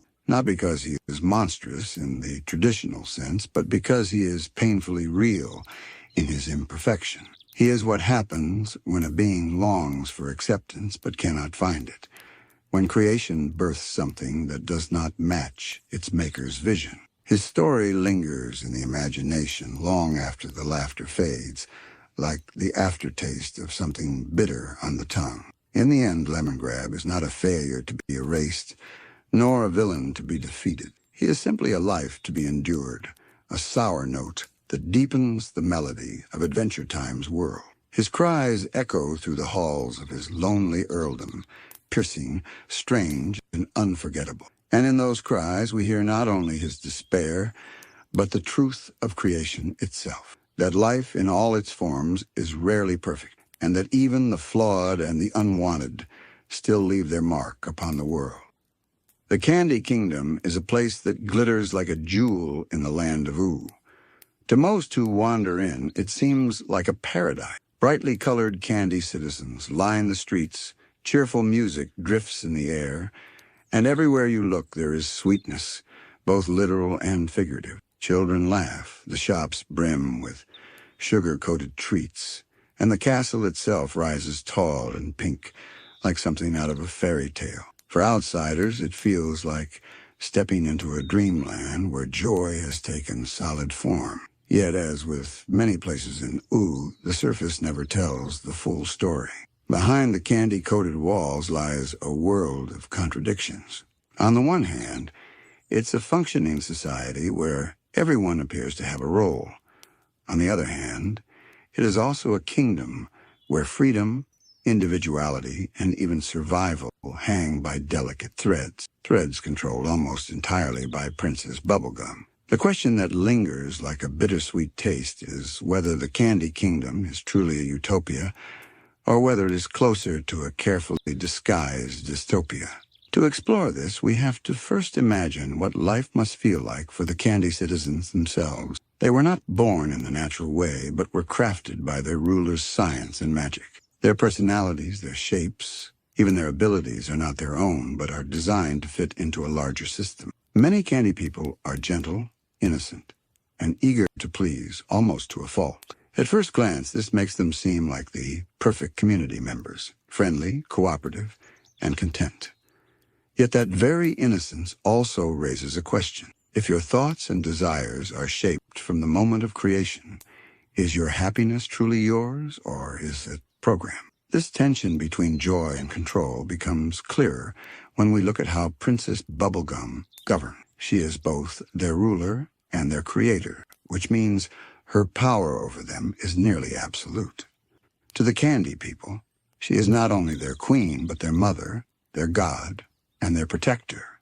Loyalty is not just expected, it is ingrained. They depend on her for their very existence. And that dependence creates a relationship that is far from equal. What seems like harmony may, in fact, be a carefully maintained balance built on dependence and control. Even the streets of the Candy Kingdom, so cheerful and pastel, can feel like a kind of illusion. Behind every smile there is fragility. Candy bodies are weak. They crumble easily, melt in heat, or dissolve in water. A single accident can mean the end of a life. And because of this fragility, the candy people often live with a quiet, unspoken fear. Their happiness is real, but it is constantly shadowed by the knowledge that their lives are precarious. A simple misstep, a hungry monster, or a natural disaster could wipe out dozens in a moment. And yet in the middle of this fragility, the Candy Kingdom thrives. Citizens sing, festivals are held, and life goes on with a sense of childlike wonder. But is that resilience, or is it denial? Is their joy the result of strength, or is it the result of never being allowed to fully grasp their own vulnerability? In a way, the Candy Kingdom feels like a snow globe, a world perfectly designed to look beautiful, but also sealed, limited, and dependent on the hands that shake or protect it. When outsiders like Finn and Jake visit, they often marvel at the warmth and welcome, but they also notice the crack. Finn has seen the citizens panic in times of crisis, running in circles, unable to protect themselves without Bubblegum's direct intervention. Jake has joked about their fragility, but beneath the jokes lies a truth. The Candy Kingdom would not survive without its ruler. And that kind of dependence means that what looks like paradise may actually be a cage, gilded and sweetened, but still a cage. What makes this duality even more fascinating is how it reflects the themes of Adventure Time as a whole. The land of Ooh is filled with places that are not what they seem. Haunted castles, cursed forests, magical cities. The Candy Kingdom is one of the most deceptive of them all because it hides its shadows under bright colors and candy-coated smiles. To the untrained eye, it is the safest, happiest place in the world. To those who look closer, it is a place that raises difficult questions about freedom, control, and the price of safety. As we drift further into the heart of this segment, we'll explore these contradictions in more detail, how Princess Bubblegum's leadership blurs the line between protection and domination, how the Candy people themselves embody both innocence and suffering, and how the kingdom mirrors the fine line between Utopia and dystopia that echoes through so much of Ooh. To understand why the Candy Kingdom feels so unsettling beneath its sweetness, we need to look closer at Princess Bubblegum's philosophy of governance. Bubblegum does not see her kingdom as a collection of individuals, each with rights and freedoms in the way we think of human society. She sees them as her creations, as parts of a living experiment. And while she does care for them, there's a coldness in how she balances their well-being with her own vision of order. When crises arise, Bubblegum's instinct is almost always to tighten control. She surveils, she organizes, she micromanages. In episodes where the kingdom is under threat, we see her at her most commanding, deploying guards, issuing strict orders, even taking drastic measures without consulting her people. Her belief in her own intelligence, her role as their creator, and her scientific precision leaves very little room for democratic decision-making. In her mind, she knows what's best for her Candy citizens, and they must trust her fully. This creates an interesting paradox. The Candy Kingdom flourishes under her rule precisely because of her control. Without her, the fragile society would almost certainly collapse. And yet the same control that protects the citizens also limits them. Their innocence and joy come at the cost of autonomy. They don't have to wrestle with complex choices, but they also don't get to define their own futures.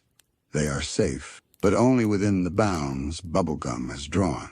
We can see this paradox most clearly in the way the citizens behave during moments of panic. When danger looms, they often break down completely, running in circles, screaming or freezing in fear. It's as if they've been conditioned to rely so fully on their ruler that they've lost the ability to act independently. They need her to save them, even from the most ordinary disasters. It's childlike and at times almost tragic. But then look at the other side. Their lives, when not threatened, are filled with laughter, festivals, dancing, and joy. They do not seem to suffer the way humans might under strict governance. In fact, many Candy people appear genuinely happy, content to live under Bubblegum's careful watch. And maybe that's part of what makes the Candy Kingdom so eerie. It blurs the lines between happiness and control, between genuine joy and manufactured peace. If you are engineered to be happy in your role, is that happiness any less real? Or does the fact that it was engineered make it hollow? In this way, the Candy Kingdom becomes a reflection of a bigger question. What does it mean to live in a utopia? Is a utopia simply a place where suffering is minimized and joy is maximized, no matter how artificial? Or does true utopia require freedom, even if that freedom comes with risk, danger, and the possibility of despair? Bubblegum seems to lean toward the first definition. For her, safety and order outweigh freedom, and the Candy people embody this trade-off. The unsettling truth is that both perspectives exist side by side. To a traveler, the Candy Kingdom might look like the happiest place in the world. To a philosopher, it might look like a brightly painted dystopia, where people's minds and lives are shaped without consent.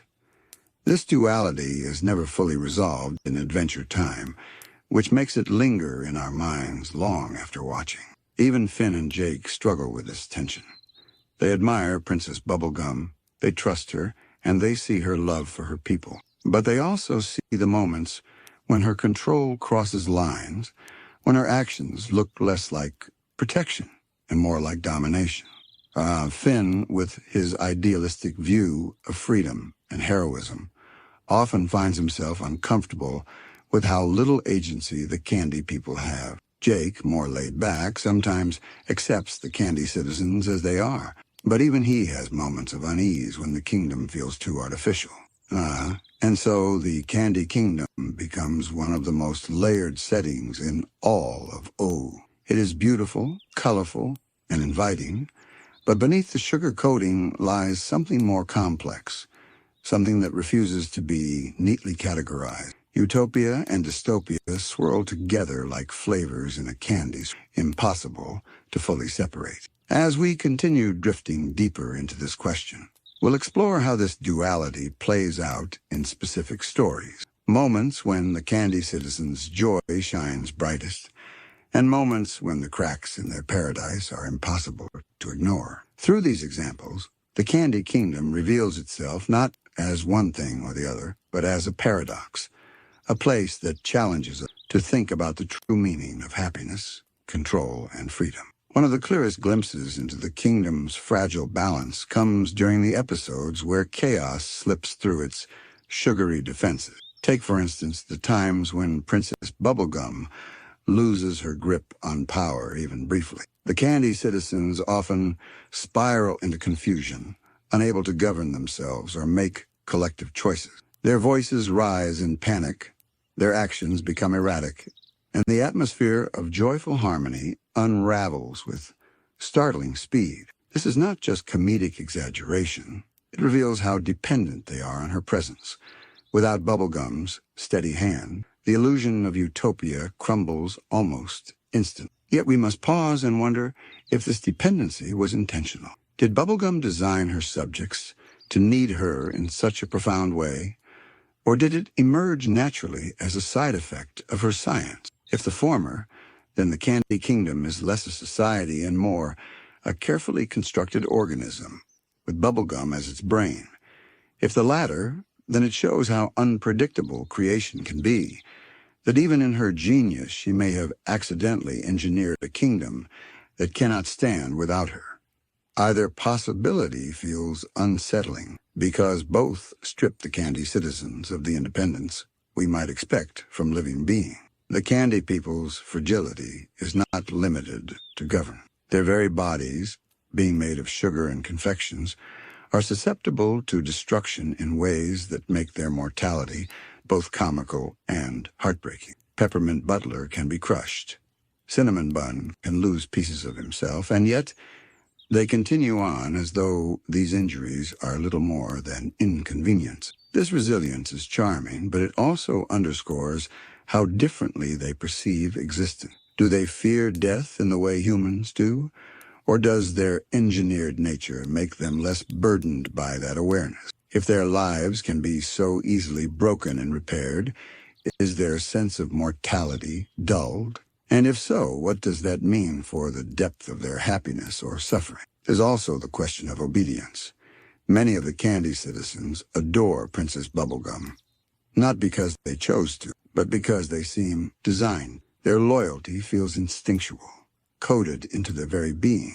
They rarely question her, even when her actions are morally ambiguous. This can be seen when Bubblegum engages in surveillance or conducts experiments that toe the line of ethics. The Candy people accept it, not out of careful judgment, but because they are, at their core, her creation. To an outside eye, this might feel comforting. Surely loyalty brings stability. But to a more critical eye, it reveals a kind of manufactured consent, raising the question of whether the Candy people are truly free to disagree, or if their very nature prevents rebellion. And yet, despite these dark undertones, we can't ignore the genuine warmth in their interactions. Peppermint Butler's quiet devotion, Mr. Cupcake's enthusiasm, Tree Trunk's kindness, all of these are real, vivid personality. They are not blank, empty shells. They laugh, they play, they host parades and banquets, and their joy is infectious to anyone who wanders through the kingdom's gates. This is what makes the Candy Kingdom so hard to pin down. Its people are both charmingly alive and troublingly controlled, both innocent children and unwitting subjects. Perhaps the most telling moment comes when we consider the rare individuals who break away from the mold. Cinnamon Bun, for instance, grows beyond his original dim-witted, half-baked state. He eventually becomes more self-aware, finding a sense of independence outside Bubblegum's immediate influence. His transformation suggests that the Candy people are not entirely bound by their design. With time, growth, and experience, they can evolve, surprising even their creator.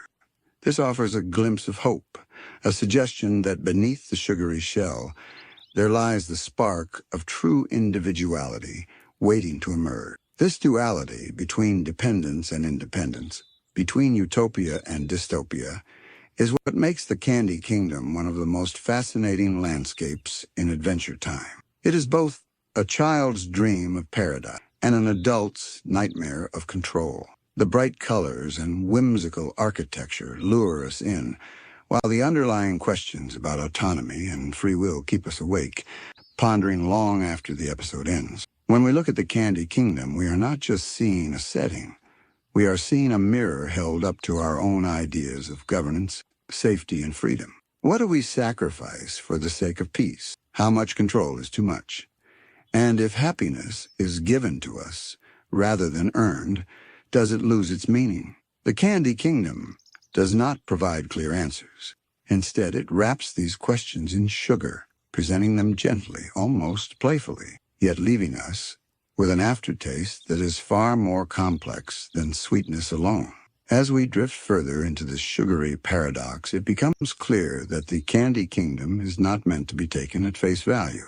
Adventure Time often cloaks its deepest questions in whimsical imagery, and the Candy Kingdom is one of the clearest examples. Bright colors, cheerful face, and candy-inspired architecture disguise a kingdom that challenges us to think about the nature of happiness, control, and free will. Consider how outsiders perceive the kingdom.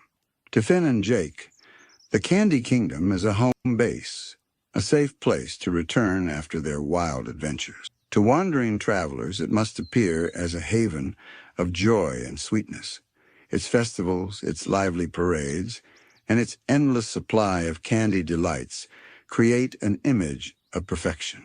Yet the closer one looks, the more the cracks begin to show. The Candy people's dependency, their fragility, and their unquestioning loyalty all point to a system that thrives only under one ruler's careful watch.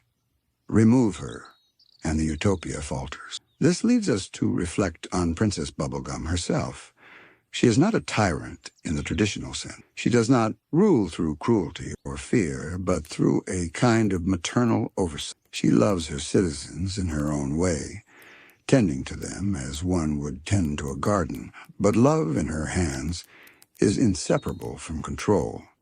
She cannot bear to see her people suffer, and so she ensures their safety by limiting their freedom. She cannot bear to see them fail, so she designs them to obey. In her mind, these choices are acts of compassion. Yet from another perspective, they are acts of domination, even if wrapped in sugar. The Candy Kingdom then exists in a constant state of tension. To its citizens, life is sweet, safe, and joyous. To an outsider reflecting on their condition, life might appear shallow, constrained, and eerie. And Adventure Time never fully resolves this contradiction. Instead, it leaves us to linger in the unease, to feel both the charm and the chill at once. This is what makes the kingdom so haunting long after we stop watching. It is not simply a place of laughter and color. It is a living question about what it means to be truly free. At the same time, the kingdom shows us glimpses of hope. Cinnamon Bun's evolution, Peppermint Butler's hidden depths, and even the Candy People's occasional flashes of bravery remind us that individuality does flicker within them. Perhaps their dependency is not absolute. Perhaps the seeds of true independence lie waiting, like sugar crystals forming in a still solution, needing only time to grow. If this is the case, then the Candy Kingdom may not remain forever in its paradoxical state. Over time, it could evolve into something more balanced, something that blends Bubblegum's guidance with genuine freedom. Yet the haunting possibility remains that it will not. Bubblegum's nature is to control, to perfect, to mold. As long as she reigns, the Candy Kingdom may never fully escape the boundaries she has set. And perhaps that is the point. Adventure Time does not give us a kingdom of easy answers, but a kingdom that embodies contradiction itself. As we reflect on this, it is worth considering how the Candy Kingdom mirrors our own societies.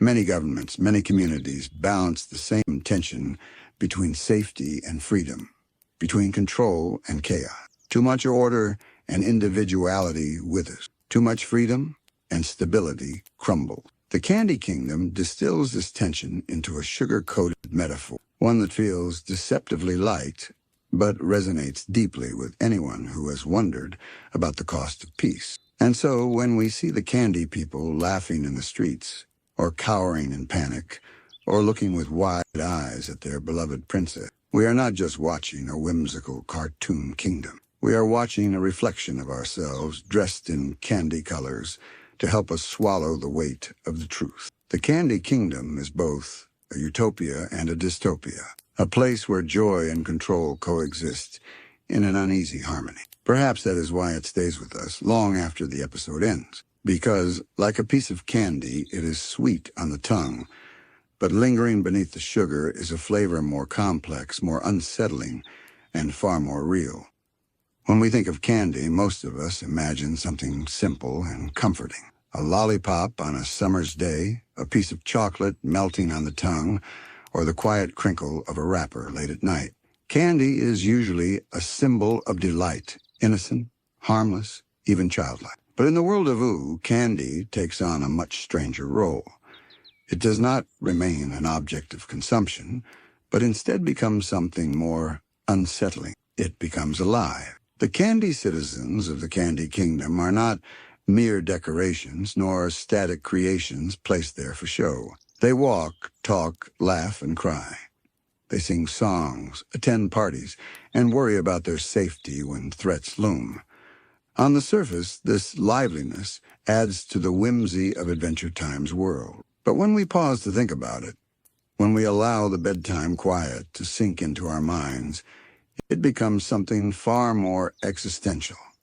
What does it mean for Candy to be alive? And if Candy is aware, what kind of burden does that awareness carry? Each Candy citizen is a living contradiction. They are made of sugar and frosting, their bodies fragile and impermanent. Yet they experience the full range of thought and feeling. They can express joy, fear, and longing. They can form friendship, and they can mourn losses. This strange duality raises deep questions. If you are created for delight but given the capacity to suffer, is your life truly your own? Or are you forever bound to the sweet but unsettling purpose written into your body? Think for a moment of Peppermint Butler. Outwardly, he is cheerful and loyal, a simple candy servant who adores Princess Bubblegum. But beneath that sugary exterior lies a hidden depth, a fascination with the dark arts, secret dealings with the creatures from the shadow. He is proof that the Candy People are not simply blank slates. They carry secrets, ambitions, and desires that stretch far beyond what their creator might have intended.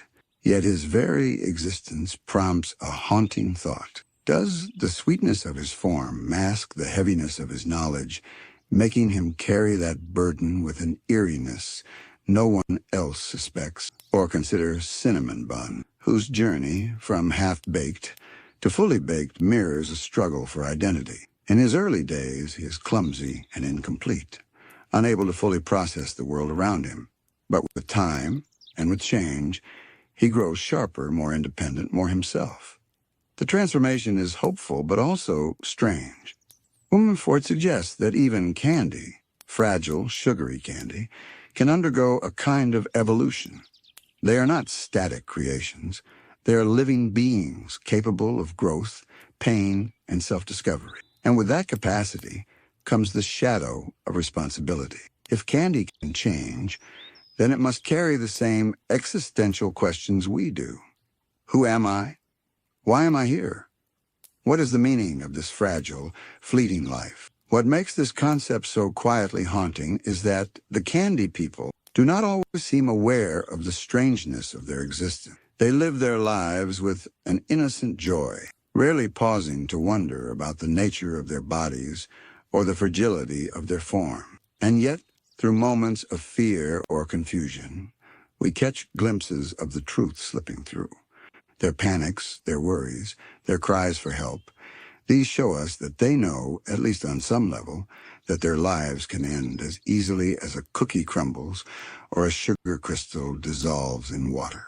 The candy people then embody a paradox that drifts quietly through the narrative of ooh. They are symbols of joy and celebration, yet they also carry the weight of mortality and fragility. Their existence forces us to reconsider the meaning of life itself. If even candy, the simplest of pleasures, can be made aware, then perhaps awareness is not bound by flesh or bone, but is something more mysterious, something that can inhabit even the sweetest and most impermanent of forms. The candy people are fragile in a way that's both literal and metaphorical. Their bodies can be crushed, melted, or eaten, yet their emotions are just as vulnerable. When you look at the banana guards, for example, you see this comedic surface of bumbling incompetence. But beneath that is the haunting truth. They're soldiers made of fruit, asked to defend a kingdom in a world filled with monsters, wizards, and chaos. They are constantly afraid, constantly unsure of themselves, and constantly trying to fulfill a role they were created for. Their existence is a balancing act between silliness and tragedy. It's hard not to feel sympathy for them when you peel back the comedy and realize their daily lives are rooted in fear and uncertainty. Even more unsettling is how the candy people often don't seem to realize their own existential predicament. Many of them operate in a state of cheerful ignorance, as if they've been programmed to smile through their suffering. But every once in a while, cracks show. There are moments when they express doubts, when they reveal that they know their lives are fragile, temporary, and entirely dependent on Princess Bubblegum's decision. This reveals an undercurrent of anxiety woven into the very fabric of their being. They're not just comic relief. They are, in a sense, mirrors reflecting our own tendency to distract ourselves from life's heavier questions with routine humor or blind faith. Take the Gumball Guardian. These giant sentinels watch over the Candy Kingdom with stoic expression. They are far more imposing than the banana guards, but they too embody a certain futility. They stand at their posts, towering above the walls, prepared to protect a population that doesn't even fully understand the dangers that lurk beyond their borders. The Guardians themselves are artificial, creations meant to embody strength and security. Yet even their presence can't erase the inherent fragility of the candy people. It's like putting a steel lock on a door made of sugar. No matter how strong the lock is, the door itself will eventually crumble. This fragility of the candy people also raises the question of autonomy. Do they truly have free will, or are they simply acting within the parameters of their design? Princess Bubblegum created many of them, after all, which complicates the idea of their independence. If your very consciousness was crafted in a lab, if your body was designed with limitations and vulnerabilities baked into it, how much of your life is really yours to own? This isn't just a hypothetical. It's a question that resonates with real-world debates about determinism, genetics, and the degree to which any of us are free from the circumstances of our birth. The candy people embody that struggle in a way that is both whimsical and deeply unsettling. What's particularly striking is how their mortality is presented in the show. Characters like Starchy, Cinnamon Bun, and Peppermint Butler have storylines that subtly highlight this tension. Starchy, the gravedigger, is obsessed with death and conspiracy, perhaps because he understands more than most just how fragile his community is. His constant fear is not baseless paranoia. It's a reflection of a society that could crumble at any moment. Cinnamon Bun, meanwhile, is the embodiment of imperfection, a half-baked creation who struggles with identity and self-worth. His very existence raises uncomfortable questions about what it means to be complete or enough in a society where everyone was designed for a specific purpose. And then there's Peppermint Butler, who hides a dark, almost sinister awareness beneath his polite exterior. Unlike many of his peers, he does not shy away from existential realities. In fact, he embraces the darkness, dabbling in magic, and forces beyond comprehension. His character is a reminder that not all candy people live in ignorance. Some stare directly into the abyss. The tension between innocence and existential dread is perhaps most visible during moments of crisis. When the Candy Kingdom is threatened by external enemies, by internal instability, or even by Princess Bubblegum herself, the candy people often panic. Their cheerfulness melts away, revealing the raw fear underneath. These moments expose the truth that their world is precarious, built on a foundation of sugar that could dissolve at the first sign of rain. And yet, despite this, they continue to live, laugh, and celebrate. They continue to hold festivals, to gather in groups, to trust their leader. In this way, their existence becomes a metaphor for resilience. Even though they are fragile, they still find reasons to exist. Even though they are vulnerable, they continue to seek joy. This duality, the coexistence of joy and fragility, is what makes the Candy People such a powerful narrative device. They remind us that life is both sweet and fleeting, both comforting and terrifying. Watching them, we're invited to reflect on our own existence, on how we navigate the inevitability of death while still finding meaning in daily life. The Candy People live under the constant shadow of their own fragility, and yet they dance, they sing, they love. Their sweetness is not a denial of their mortality. It's an act of defiance against it. If we think about the Candy People not just as characters, but as symbols, their existence becomes even more layered. They are walking, talking embodiments of mortality itself, delicate bodies that could be eaten, dissolved, or destroyed at any moment. And yet their bright colors and silly personalities mask this deep fragility. This is where Adventure Time's genius lies. It places profound truths inside the packaging of something seemingly innocent. In doing so, it forces us to confront those truths in a way that feels both accessible and unsettling. Let's look at the way they interact with Princess Bubblegum. For the Candy People, she is not just their ruler, but their creator, their mother, their god.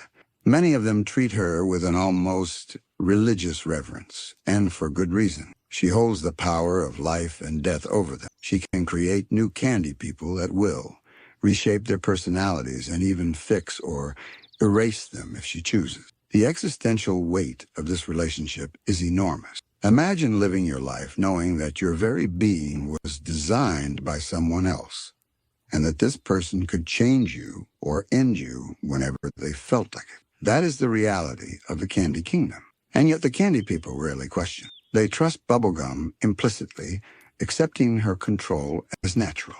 This raises disturbing questions about consent and autonomy.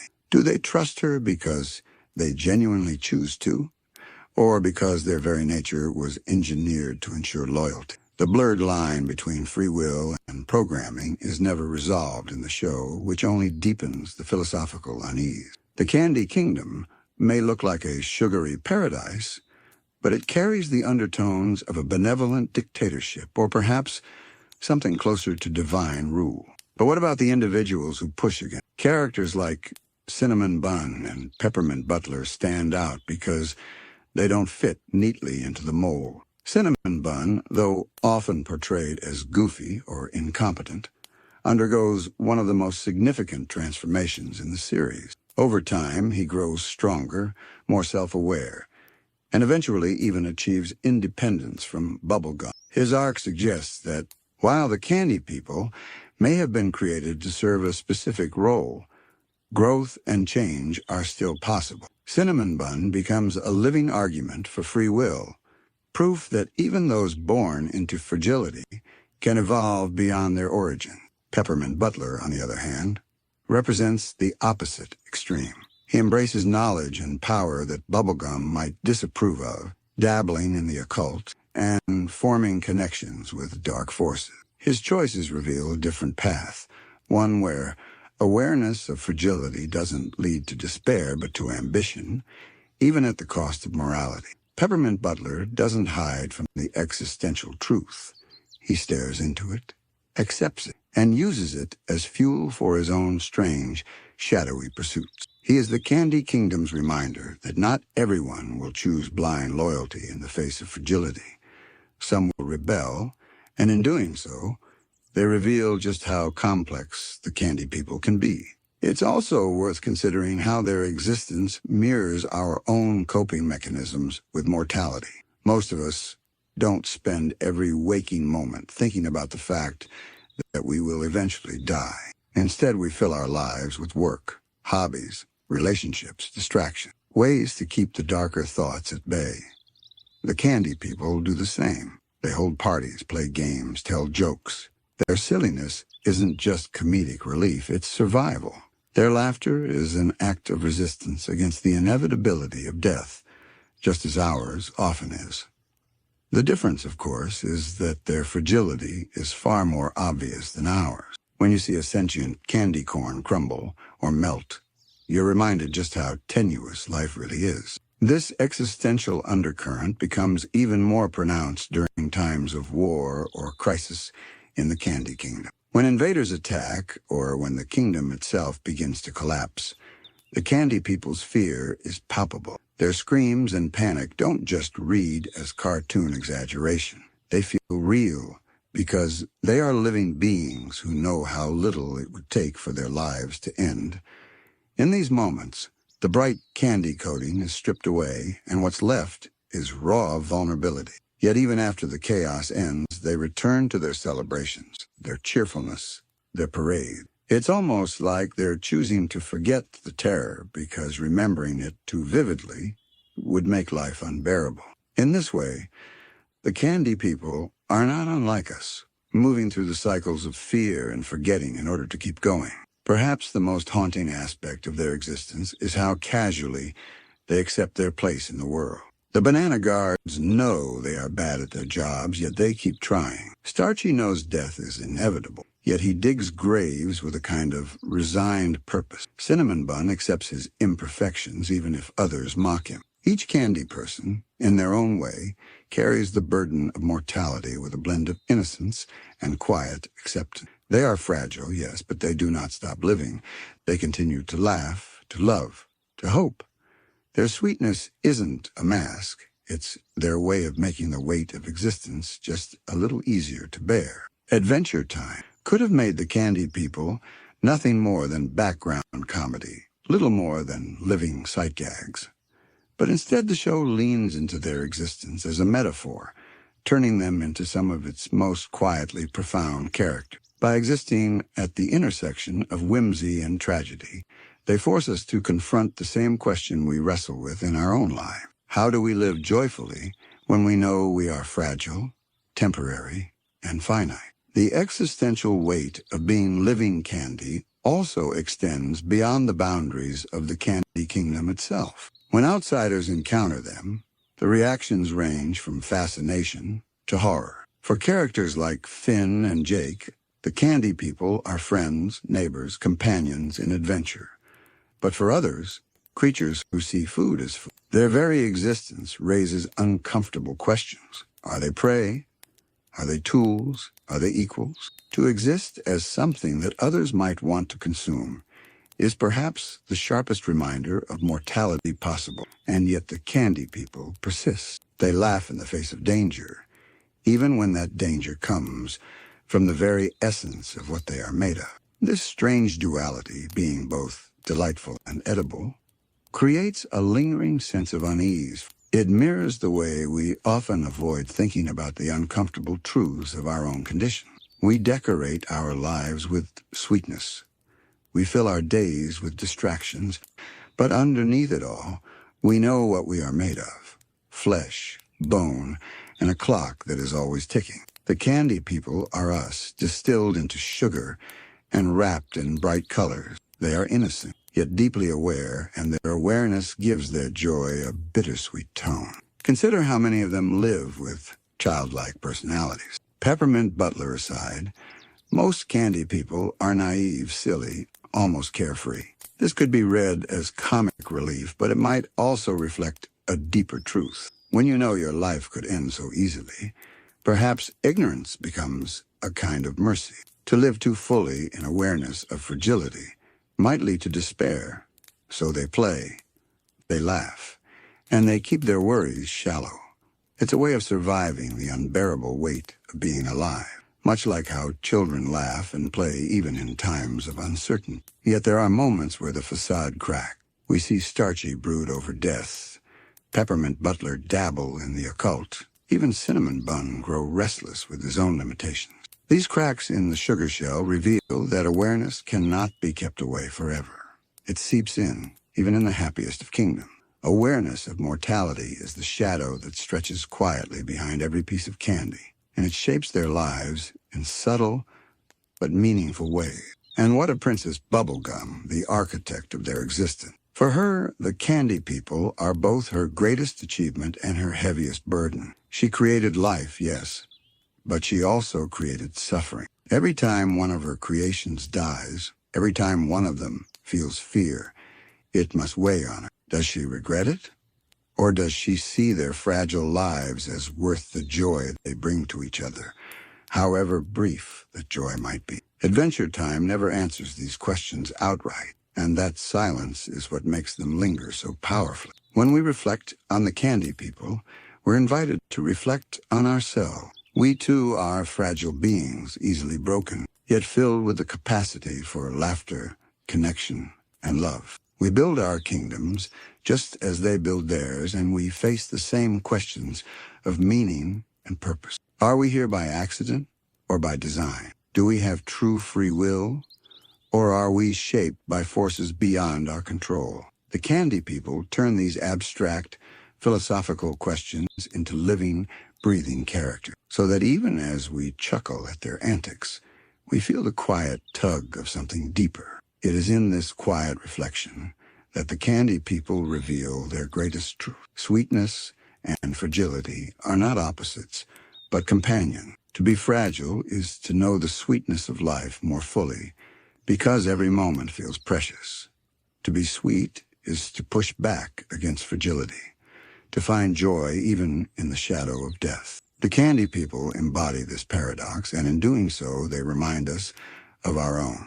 And so, as the Candy Kingdom glows softly in the night, its towers glistening like sugar under the moon, we are left with a gentle kind of melancholy. These cheerful beings will laugh again tomorrow, they will dance, and they will celebrate. But behind their laughter is the knowledge that everything sweet is fleeting. Perhaps that is the quiet lesson of their existence: to savor the joy while we can, to live brightly in the time we are given, and to let sweetness be our answer to fragility. Good night.